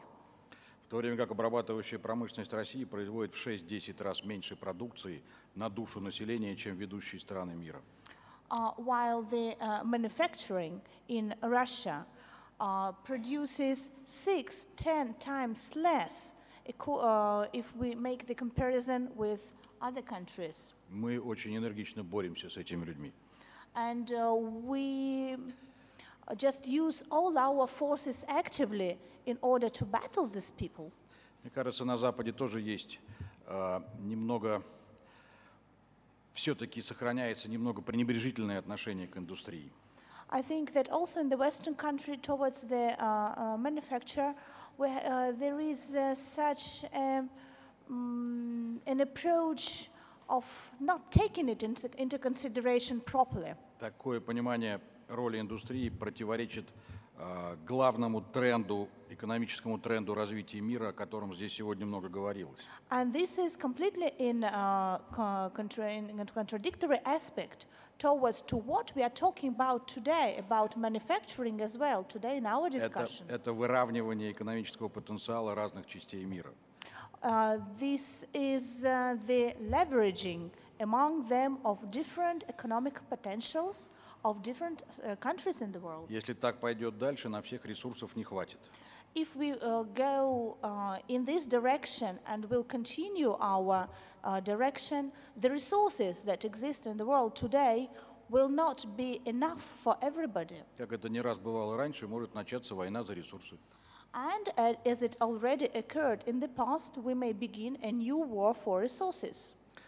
Мы с коллегами считаем, что решение в другом. Это необходимость совершить технологический рывок. My colleagues and me think that the solution that we should find is in others aspect. We need to make a technological spurt, so a technological jump into the future. Технологический рывок, который позволит обеспечить достойный уровень жизни большей части мира, и при этом затрачиваемых ресурсов, тратиться ресурсов будет не очень много. This technological spurt, this technological jump will give us the possibility of increasing the level of life for a lot of people, so it should be to what they merit, and at the same time we will be able to spend much less resources than we do today. Никто, кроме Запада, не может совершить такой технологический рывок. Only Western countries will be able to do this spurt, nobody else. Это и есть миссия Запада. And this is the mission of the West. Последний аспект – это Россия. The last aspect is Russia. Здесь очень мало говорили о России, а зря. We said very few things about Russia, and this is not right. В 1999 году ВВП России составлял $200 миллиардов. В прошлом году он был примерно $2 триллиона. In 1999, the GDP of Russia amounted to $200 billion. Last year, it was almost $2 trillion. По нашим прогнозам, к 2030 году ВВП России составит примерно 5 триллионов долларов. According to our forecast, the GDP of Russia by 2030 В сегодняшних ценах. amount to $5 trillion in today's prices. Именно Россия может стать для Европы ключевым фактором развития. And this is Russia that can become for Europe the key factor for its development. Представьте, если бы сейчас, во время кризиса, в Европейский Союз входила бы еще одна Германия или даже полторы Германии. Well, imagine such a scenario. Today in the European Union we had one more Germany, or even one Germany and a half. Я имею в виду Россию с будущими 5 триллионами долларов. I'm speaking about Russia with the future $5 trillions of dollars. Полагаю, что проблемы было бы решать существенно проще. I think it would be much easier to solve any problems we would face. Какие ключевые факторы в России могут иметь значение для Европы? So which key factors in Russia could have importance for Europe? Первое, это, конечно, сырье. Нефть, газ, металлы и так далее. First of all, raw materials, oil, gas, metals, and so on. Второе, это очень важно. Это сырье и инновации. Second factor, which is very important, raw materials and innovations. Нужны принципиально новые технологии, которые позволяли бы экономить ресурсы. We need new revolutionary technologies that would help us to spend less resources. Это география страны. Then the geography of our country. Это новая урбанизация, новые магистрали. New urbanization, new highways. Наконец, это огромный военный потенциал страны и опыт влияния на огромное пространство вокруг России. Then the great military potential of Russia and its experience of influencing great territories of the country. Россия как гарант безопасности всего евразийского пространства. Russia could be the guarantee factor of safety, of security on the territory of all the Europe. Довольно большое и быстро богатеющее население. A lot of population which is getting richer rather fast.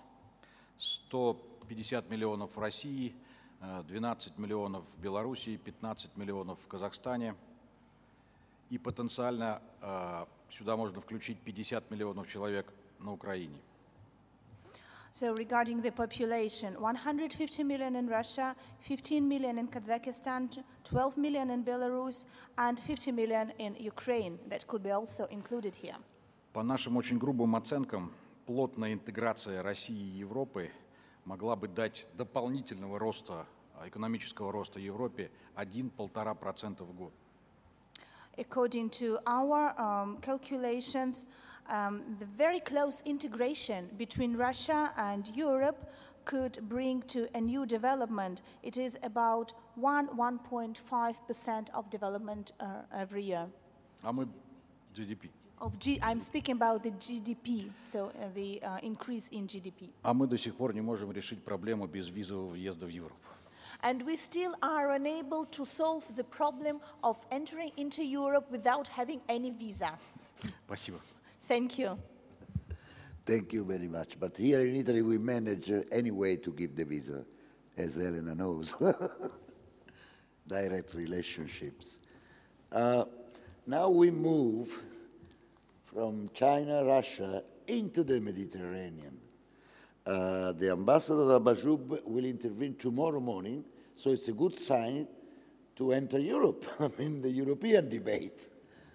And we'll see what's going on between Samir Adwan.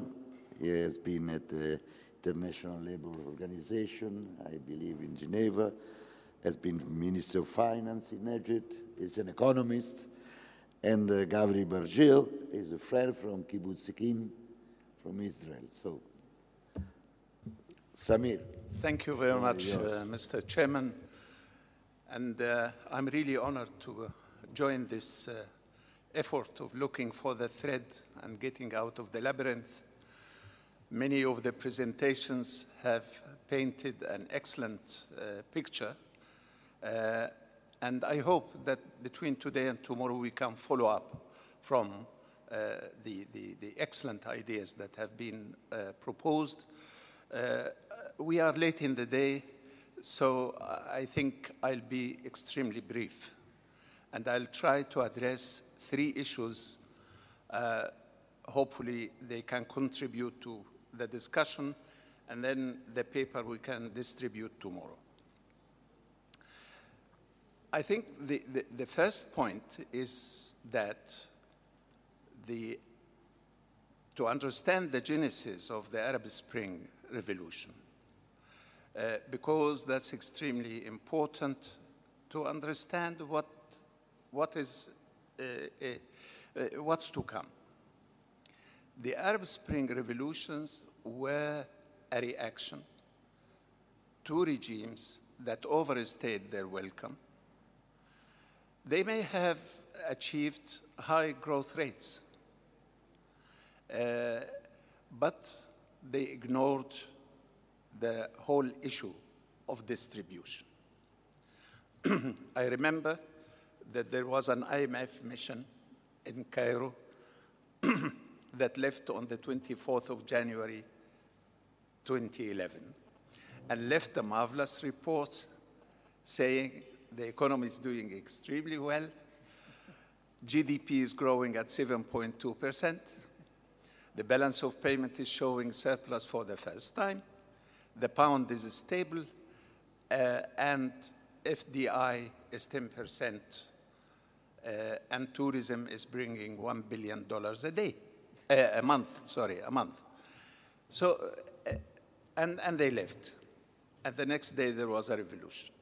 And of course, that is no reflection on my friends in the IMF, but the country was simmering underneath because the trickle down was not trickling down really. The trickle down of that 7.2%. Hence, the revolution calling for bread, freedom, and social justice. And then the world looked really very rosy. I was appointed 5 days after the revolution, and we were very hopeful. I remember when we went to the meeting in Deauville, the G8 meeting in Deauville, the welcome was overwhelming.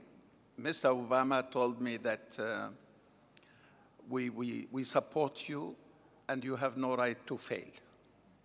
And they promised $20 billion for Egypt and Tunisia. Later, they added a few other countries. But very little has also trickled down since then. Our vision at that time was twofold. One is how to resume growth after the stoppage that took place during the revolution. And that was common to Egypt, Tunisia in particular. And the second is, where is the source of growth for the future? And for me, there was no doubt that Europe is the main destination. Because at that time, the numbers are there. 45% of Egypt's trade was with Europe. 80% of FDI, increase in FDI came from Europe. Italy contributed 20%. I was involved in discussing a pioneering experience by Italy on debt forgiveness, debt swap. So things looked up and the vision was very clear. And the debate at that time, which confronted me, was I presented an expansionary budget. And it was accepted by the cabinet. The expansionary budget, because there were demands, many of them were justified, but also others were not justified, especially from the government officials. Government in Egypt is 6.5 million people, or 24% of the labor force. But also, the private sector had suffered. Some were in prison, some escaped abroad, and those who remained were frightened stiff. So my proposal was to pump 40 billion Egyptian pounds to crowd in the private sector at that time. And then I remained short of 3.2 billion, which I turned to the IMF for that. And we had fantastic experience. I mean, everybody saw us, the two teams, the Egyptian team, the central bank, finance, and the colleagues from the IMF said, look, this looks like one team. Because we really saw eye to eye. For the first time, I think, to my knowledge, the IMF was willing to consider social cohesion as part of the parcel. So long as you know that by the end of the day, and in a certainly defined time, you can get out of the budget deficit. And that we did. But the Military Council disappointed me and the IMF and refused the deal.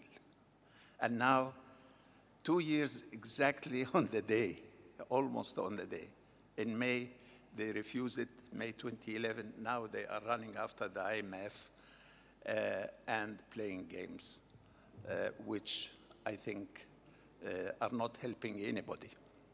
So that is the situation. That's the vision then. Now, what's the vision now? Developments in Egypt, political developments, brought an Islamic government. And political Islam is really gaining grounds all over the South Mediterranean and all over the region. It's coming close to you very soon. Huh? And, so the situation there is that we have a government in Egypt right now that is incapable of managing the transition. I have lived through the transition in Asia after the crisis of 97, 98. I lived through and worked with Poland at that time, coming out of the transition after the change in Eastern Europe and the Soviet Union. And there, you know, we could learn quite a bit. But I think right now we have regimes, both in Tunisia, but certainly in Egypt, that are incapable of managing that transition. And why is that?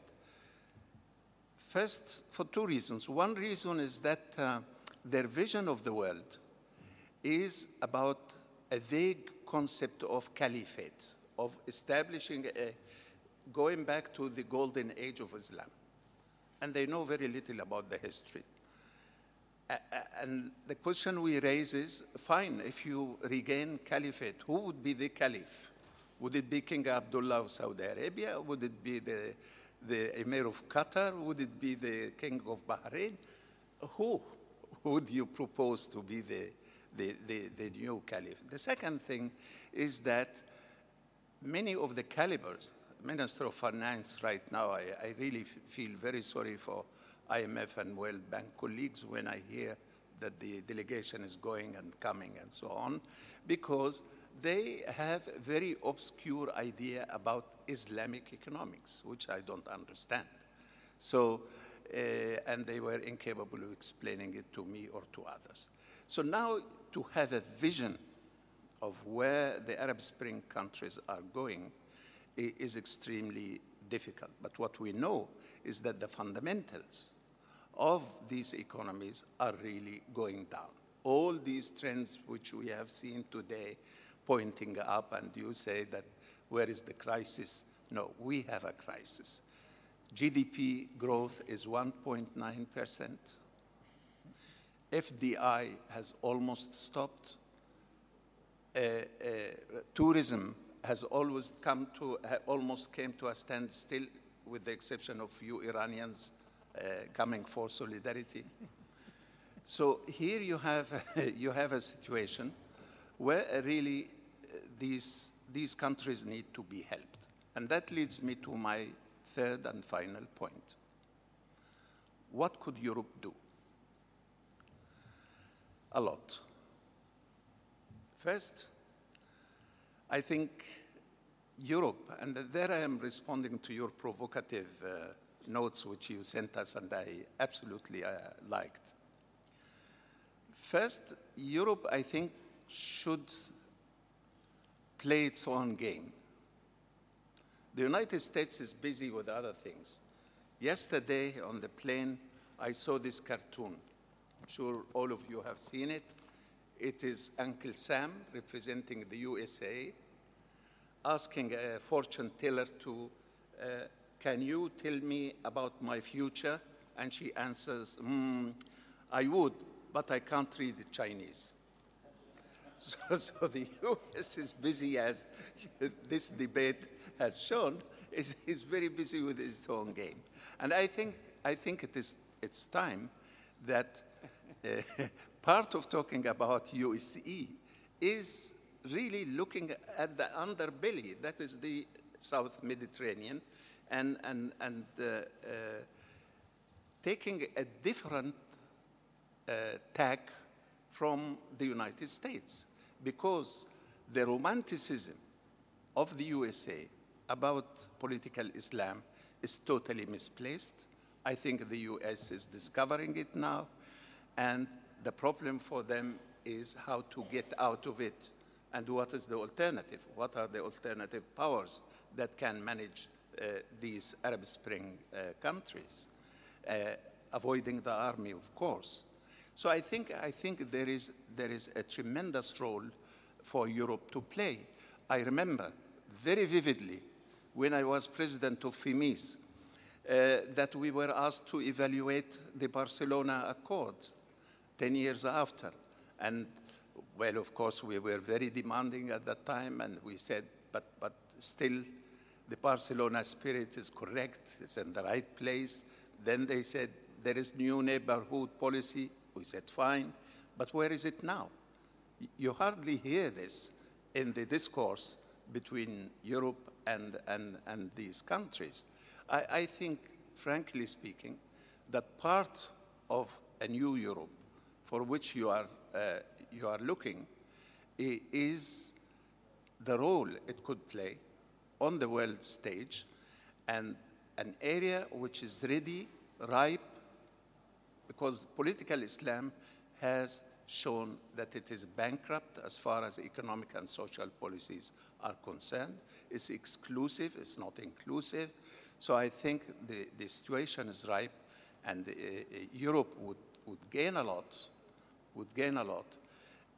because Europe's influence through the Arab Spring countries in North Africa would extend to a very vital region, which is frightened stiff of political Islam. I am working now, I'm advising Oman, the Sultanate of Oman now, on their 9th five-year plan. And they are really frightened of the spread of political Islam. And they would do anything, they would pay anything to stop the tide of political Islam. So I think here is an angle, here is a vision, and I hope it can build even a little bit of your vision of New Europe. Thank you very much. Thank you very much. And now, Gabri Bergil, then we close with Professor Guerrieri, going back to Europe through the Mediterranean and the role of Europe. Thank you, Gabri. You have the floor.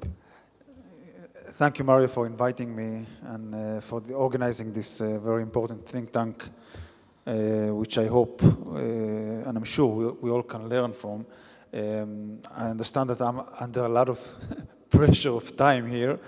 And what I would like to do, I'm very happy that I have the honor of speaking after Samir, because I want to follow up your vision, because I think it's the same vision.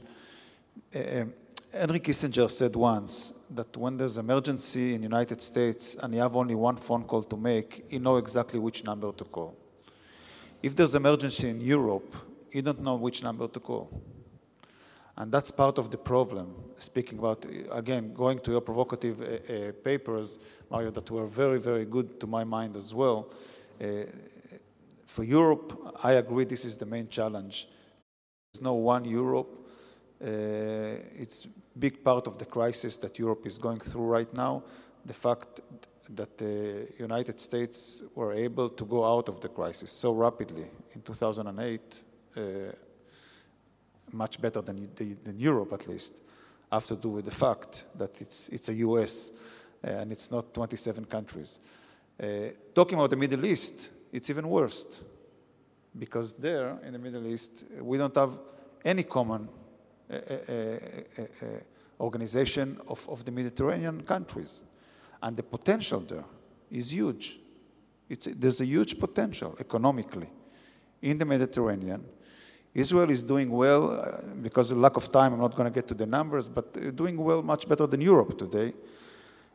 Many times I'm saying in Israel that our problem is that we're doing well, because we can do much better. And because we're doing well, so we have our time. We're not running anywhere. Everything is fine. And it's not. Israel can do much, much better. And the way to do it, it's globalization in the Mediterranean, first of all. And then with Europe. And you can't speak about economy when you're speaking about the Middle East without speaking about politics, because in the end of the day, we know that in order to move forward the globalization of the Middle East and to economic growth for the benefits of all people in the Middle East, it's to achieve peace in this area at last. And here, Europe is missing as well. Because we need Europe, and I think I agree with you, Samir, that Europe is, even those politically point of view, most of the relations of Israel today is with the US. Israel and Israelis feel much closer to Europe, mainly because of geographic reason. But if you take China or Europe or the US, most of the economy is still in Europe. And we not use it good enough. Now, I think Europe have to take as a challenge, first of all, to take much more active role in promoting the peace. And again, I'm speaking about peace, but I'm speaking economy, because without it, there will be no economic growth in the Middle East. There's no question about it. So Europe, first of all, have to take an active role between the two parties. When I'm saying two parties, it's Israel in one hand and the Palestinian and the Arab countries in the other hand. I think both sides, we spoke about it before, both sides are ready to close the deal. We just need leadership in Israel, in the Arab countries, and in Europe, and the US, all together. And the second thing we have to do, and I think it has to be in the same time, we have to start promote economic project that concern all the Middle East countries, with the Mediterranean countries. Europe doesn't do it, and I regret it. I think it's something that could be done. My friend here, Enrico Mairov, is here. He's the president of a foundation that sometimes I think is doing more than the European countries in trying to promote Mount Sinai Foundation, trying to promote economic project, Israeli. And in Israel, you have a lot of know-how, economic know-how, Israeli, Arab countries, the Palestinians, and that can be done, and the European countries. I think if we take this challenge, and by the way, to close the circle, it will be very hard to do it as long as there's no European vision like you promoted you wrote about it in your paper, Mario. But if we can take it all together, I think the potential of the Middle East that today we're using maybe 10 or 20% of it, the growth there can be huge in the next years to come. Thank you. Thank you very much, Gavri. And now, I don't believe, I'll ask if somebody can take the open floor section, but I wouldn't close with Paolo Guerrieri now, going back to Europe, looking the Mediterranean, looking up to the north of Europe and so on. But he's used to look everywhere because he's one of the major Italian international economists. So, Paolo, the floor is yours. Thank you, Mario. Thank you very much for this invitation and this opportunity to share some views about this the topics of the global economy and major areas perspective. I basically agree with the kind of scenario that has been discussed both for the global economy and for the different areas. And I think that it's true that it's quite likely that the emerging market perspective is a kind of growth that is going to hold up, while the developed markets, the kind of developed markets perspective is going to have a deceleration on economic growth, particularly due to a coordination of fiscal austerity. But I think it's quite important, and I know that tomorrow is going to be a major topic of the discussion in the morning, is important to emphasize the particularly role of European perspective, and particularly the Eurozone perspective, because as you know, is quite well known, the economic outlook of European economic area, and particularly the Eurozone, has been very disappointing, to say the least, in the last 2 years and a half, but even more from the beginning of the crisis. And what is even worse, the Eurozone is the only area today in the world that is developed area that is facing a second recessionary phase in almost 5 years. And from this point of view, it's true that the Commission, the European Central Bank, expects once again a brighter outlook for 2014. But such kind of forecast have typically not performed very well.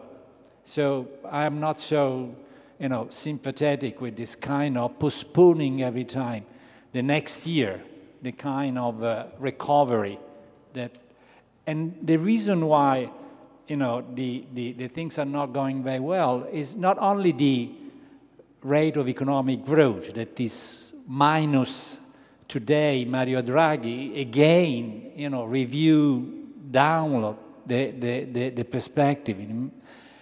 It's not only the rate of economic growth, but it's the huge divide, the huge gap between the North and the South that is becoming a kind of a structural trend. We, in Italy, in Spain, and Portugal, we're facing a rate of unemployment that is very close, going from 12, 13 to 25, 26. But if we go to Germany, to Austria, the rate of unemployment is 5%. It's even below in certain areas. This is an incredible, kind of different perspective that is becoming a structural trend. Now, facing this trend, there is an optimistic, dominant view about what is going on. And this optimistic, dominant view say something like this: policies so far adopted are positively working. In other words, the policy, as we know, is fiscal austerity plus structural reforms. They need only time. They need time to produce the expected results. So the optimistic view, the official view, say that we should give extra time, but we should pursue, almost on the same kind of path, because the expected results are going to arrive. Now, I don't want to deny that some adjustment is underway, some kind of convergence is underway. If we took, some kind of a trend, the current account deficit in many peripheral countries are, shrinking, and even, a perspective of surplus is coming.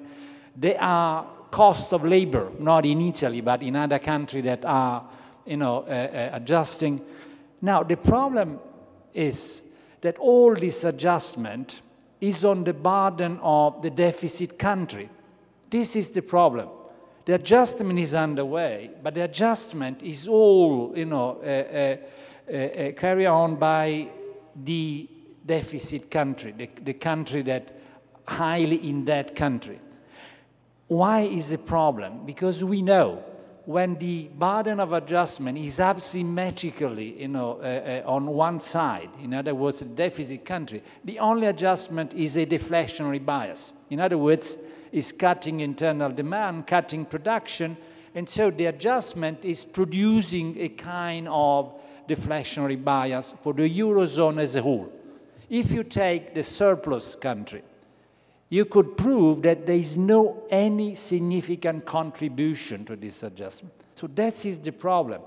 This adjustment is producing this recessionary phase, and since this adjustment is only halfway, we could say, the perspective is going on for we don't know how long to produce this kind of deflationary bias. So the problem is, of course, not that adjustment is costly. Adjustment is, cutting demand, because there's no adjustment without cost. The problem is that if you take internal demand in all in that country, like Italy, Spain, this is not, an adjustment in terms of cut 2-3%. Is an incredible, kind of a diminishing trend that is producing a kind of a vicious circle on domestic demand and internal demand. We know in Italy, but the same trend is in Spain, the same trend so from this point of view, it's very clear that there are some adjustment underway. But wait 2 years and the same trend we'll see in Germany. So far, so far is the opposite. So this is of course a problem. So from this point of view, if we're facing this kind of a scenario, the response today is what is called differentiated kind of fiscal consolidation. What is the meaning? The meaning is giving extra time to countries like France, Spain, but extra time to perform and to pursue the same kind of path that so is not a change from austerity versus growth. It's simply, trying to manage this austerity policy in a kind of, more generous way in terms of that is fine. Because, time, as we know, is better than nothing, But from this point of view, it's very clear that, this kind of change is not enough.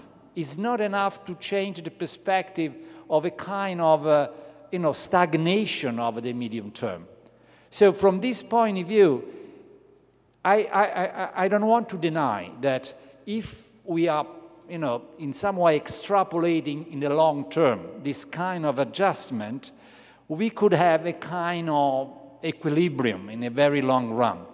The problem is the society have enough patience to wait this long-term kind? And the answer is not at all. And not only because we had in Italy, in the last election, the movement 5 Star, Beppe Grillo, because it's not only Italy, under problem. The problem is that today in many countries you have the same kind of reaction. Even in countries like that are particularly on the other side, like in Germany, we know that now they are low on the opposite side. So the problem is that, the only outcome, the positive, optimistic view, is just to say we could wait, we could give some extra time. The problem is the social and political reaction is going to wait for this kind of kind of adjustment. And I am, quite afraid that from this point of view, the kind of run between social and political extremist reaction and adjustment is going to be, you know, the kind of dilemma that is now facing. Now, what I think could be a different kind of approach, and I'm very, you know, sure from this, is not to, from this point of view, you know, to put under, to criticize the fiscal consolidation or external rebalancing, because they are necessary, of course. The problem is how to make this fiscal consolidation and external rebalancing economically and socially sustainable. They are not today. And if, you know, even if we postpone, and from my point of view, there are three basic kind of change that we need, you know, to try to report. The first one is extra time. I agree. We transform a, you know, kind of marathon, because that is the adjustment, structural adjustment. You need years. We transform years into 10 months, 12 months. In other words, this has been reaching, you know, a marathon in 100-meter kind of run, and it's going not to work. So the first is trying to have a kind of perspective, but this is not enough, because the second problem is the gap, the lack of demand. Europe is suffering, you know, the Eurozone, a gap, demand gap. This is very clear, you know, and the reason is the asymmetric adjustment that is underway.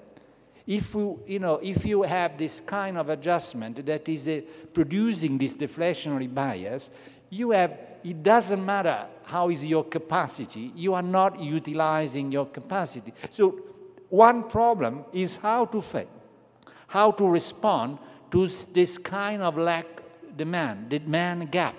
And from this point of view, I should say that I'm not saying we should change the treaty, we should introduce new governance. No, we should apply the rules we did approve. We didn't apply the rules we did approve. We have one particularly kind of set of tools that is called, you know, macro disequilibrium or a kind of macroeconomic adjustment, you know, disequilibria, that is a new kind of, is a preventive kind of approach.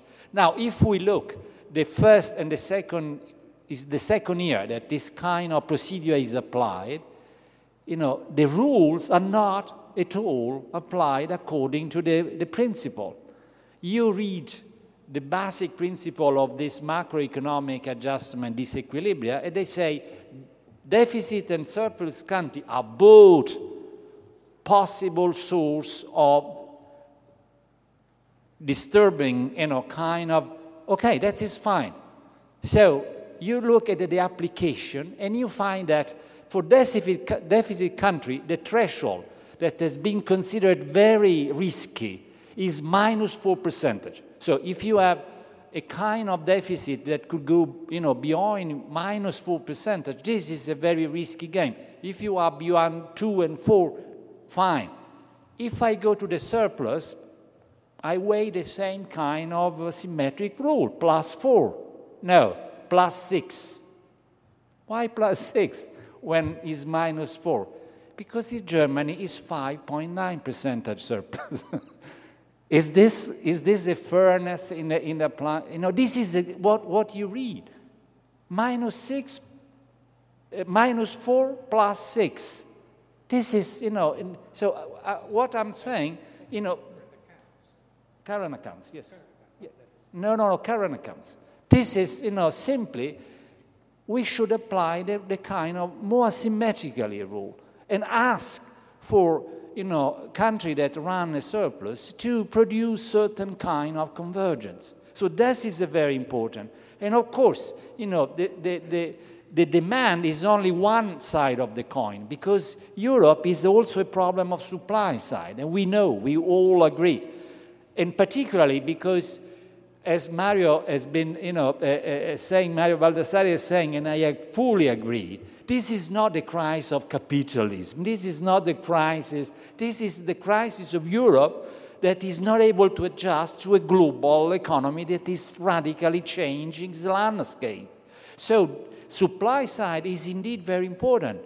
But are we able to reform on the supply side only on a national front? So my point of view is this is the third. Supply side should be applied also at the level of Europe, at the Eurozone level. We have energy market that is nationally segmented.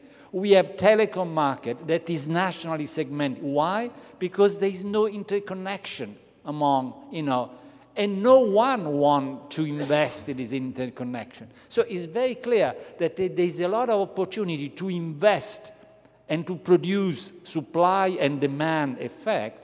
And if you are not investing today, when you are going to invest into the Eurozone and Europe?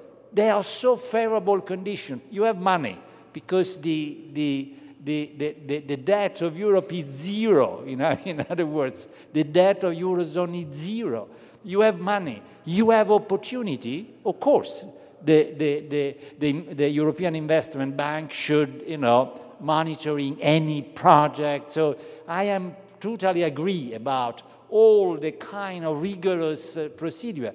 But you have project, you have money, and you have an incredible opportunity to produce certain kind of result. So why this is not going to be followed as a the answer is very clear. Is a political will that is from the creditor country. No, first adjust.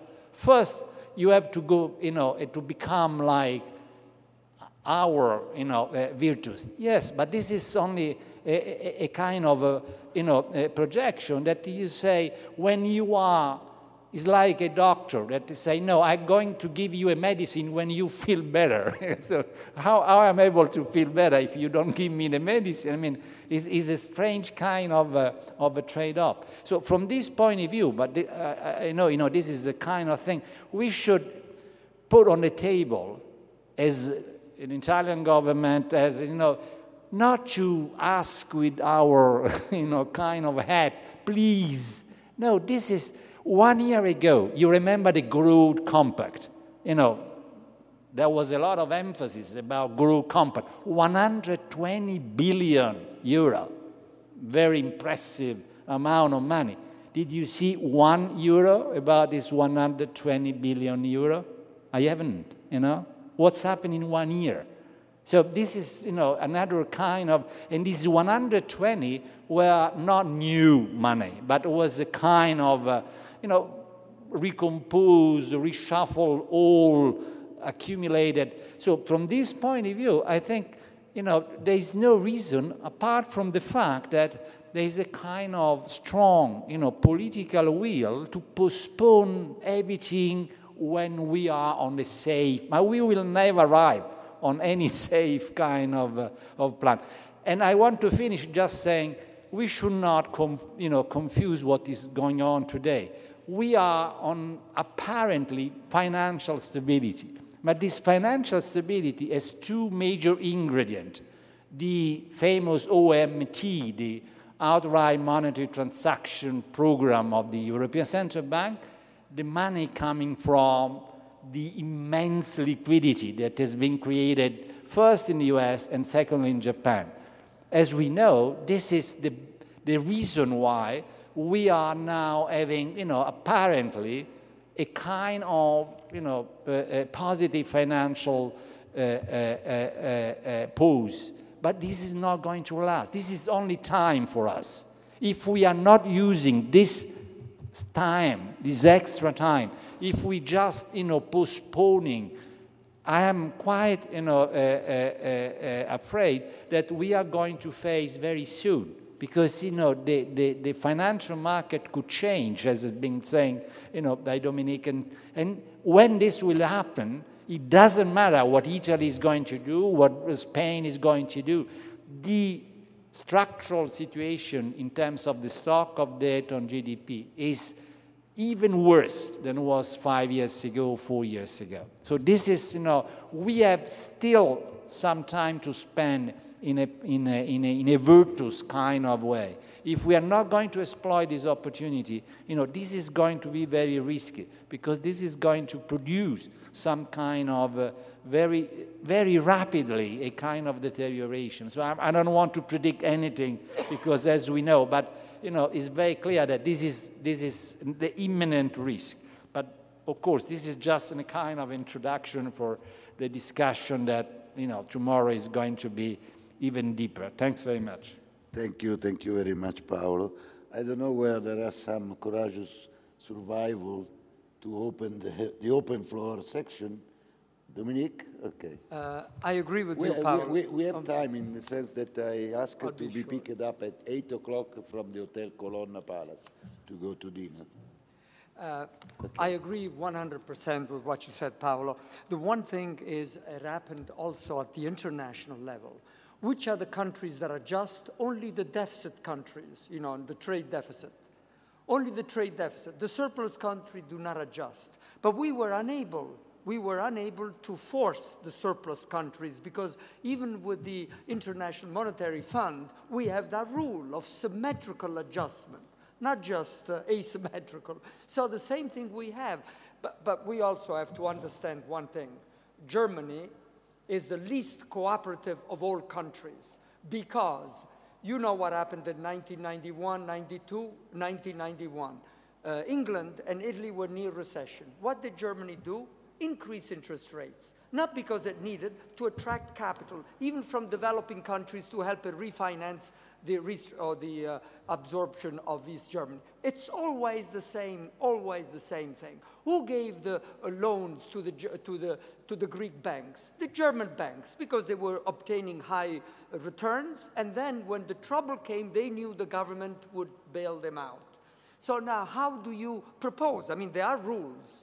Who imposed 3% deficit rule, the Maastricht criteria? Germany and France. And which were the countries that first went off that? Germany and France. If it was Portugal, they would have imposed the penalties. But it was Germany. So how do you do? I mean, we have rules. Why are the rules abrogated when it is the big countries that go off the rule? But you know where the 3% came out? Oh, yeah, we know. You remember? Yes. Just the tricky arithmetics? Yes. That you grow at 3%, so if the deficit I used is to 3%, meet with Mr. Trichet a few years ago, and I asked him, why did you increase the interest rate whenever the Federal Reserve decreased the interest rate facing the crisis? And he said, because we had to fight inflation. Look, for 10 years, European inflation has been well below 2%. Okay, and I remind him the 3% story, which was obviously, at that point, in Europe, the average debt GDP ratio was 60%. Then we said 2% is the inflation target, and 3% is the normal average rate of growth. So 3 plus 2 makes 5%, 5% by 60% of debt, 3% is the deficit GDP ratio to maintain 60% debt GDP. This is the 3% coming from. This is where it's coming from. And then I said, well, I agree, but where is the 3% rate of growth? And he said, it's not, the statute of the central bank is to take care of 2% inflation rate, not the 3% growth rate. This is a question of national government, supply side, or whatever it is. And now we face, when the first time we had the big shock after the Kippur War, okay, we wrote a lot of comments that time, and we said, well, we have been acquainted for 20 years to do demand policy. It's the first time that we have a supply shock, so it was difficult that time to face a supply-side shock from the oil prices. Now, for 20 years or 30 years, we've been acquainted with supply-side economics, and now that we face a lack of demand, it seems that we are not able anymore to manage demand, which is not wasting resources.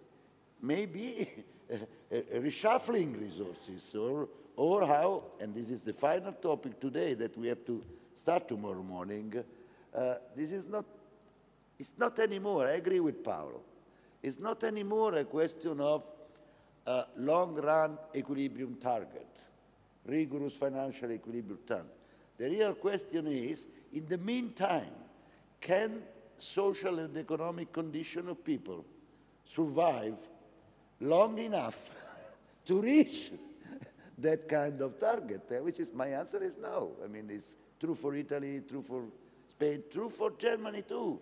Because since 50% of German exports are exported within European Union, if the rest of Europe is lacking demand, I would never buy anymore the Audi or the Mercedes. I did buy over the last 10 years, Mercedes, Audi, but now I'm not renewing my Audi. What's going to happen this year? Do you think Merkel doesn't understand or plays dumb? No. She understands. No. She plays dumb. She could, I mean, the problem, as far as I understand, is not asking others to solve your problem. So Europe asks the rest of the world to solve European problem. And maybe Italy asks the rest of Europe to solve Italian problem. And the picture I showed, but tomorrow we talk a little deeper on it, is quite clear. There is a gap between Europe and the rest of the world. There is a gap between Italy and the rest of Europe. Who is going to take care of, in some way, facing that gap? Not asking others to do your homework. Do your homework in Italy, in Europe, in the Mediterranean. There is a huge potentiality in the Mediterranean. Huge potentiality. I know, since I've been around during the last 10, 15 years, obviously the peace condition is a stone, but there is huge potentiality, and we go around trying to make new technology, innovation, which is true, in 10, 20 years' time.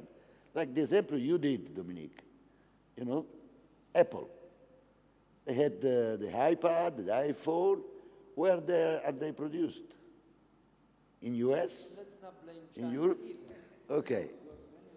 Fulceri Bruni Roccia is going to have the floor tomorrow morning from the European Investment Bank. Push. But he wished to.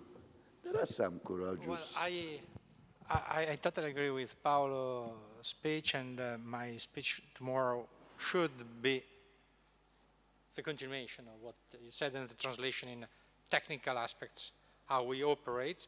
However, I have to borrow the words of our colleagues from International Monetary Funds. Whatever I'm saying does not reflect the ideas of the bank, of course, and the Chatham House rules applies. Just tonight I would like to add one, not what I'm going to say tomorrow, a pessimistic element. Unfortunately, there are no projects. There is no demand. That is the drama. There are theoretical projects. There are possibilities, but a project from a banking perspective the demand is very, very low, and that is our drama. I bring you an example, which to me is symptomatic.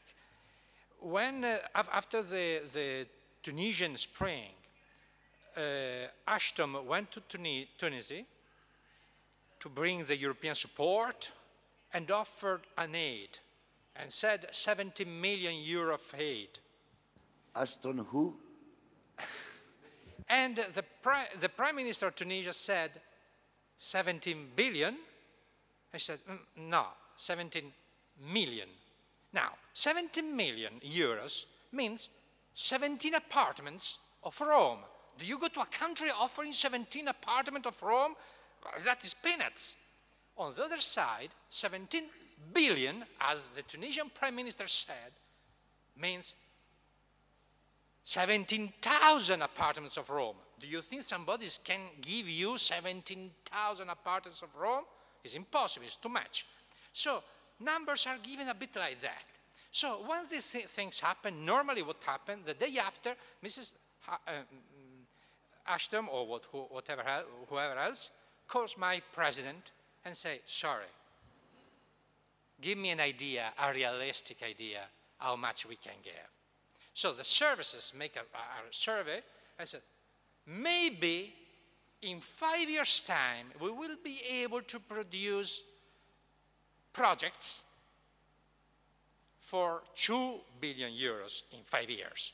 Because to make a project takes time, to make a real, feasible, economic project. And this is the drama. Our friend, you said, pan-Mediterranean projects. We have entire departments working on that. It's extremely difficult to make a project which makes sense from an economic point of view. Unless we have the courage to do what, just to make an example, Napoleon III did for Paris, Champs-Élysées. The Champs-Élysées are large 3 times Bologna-Milan highway.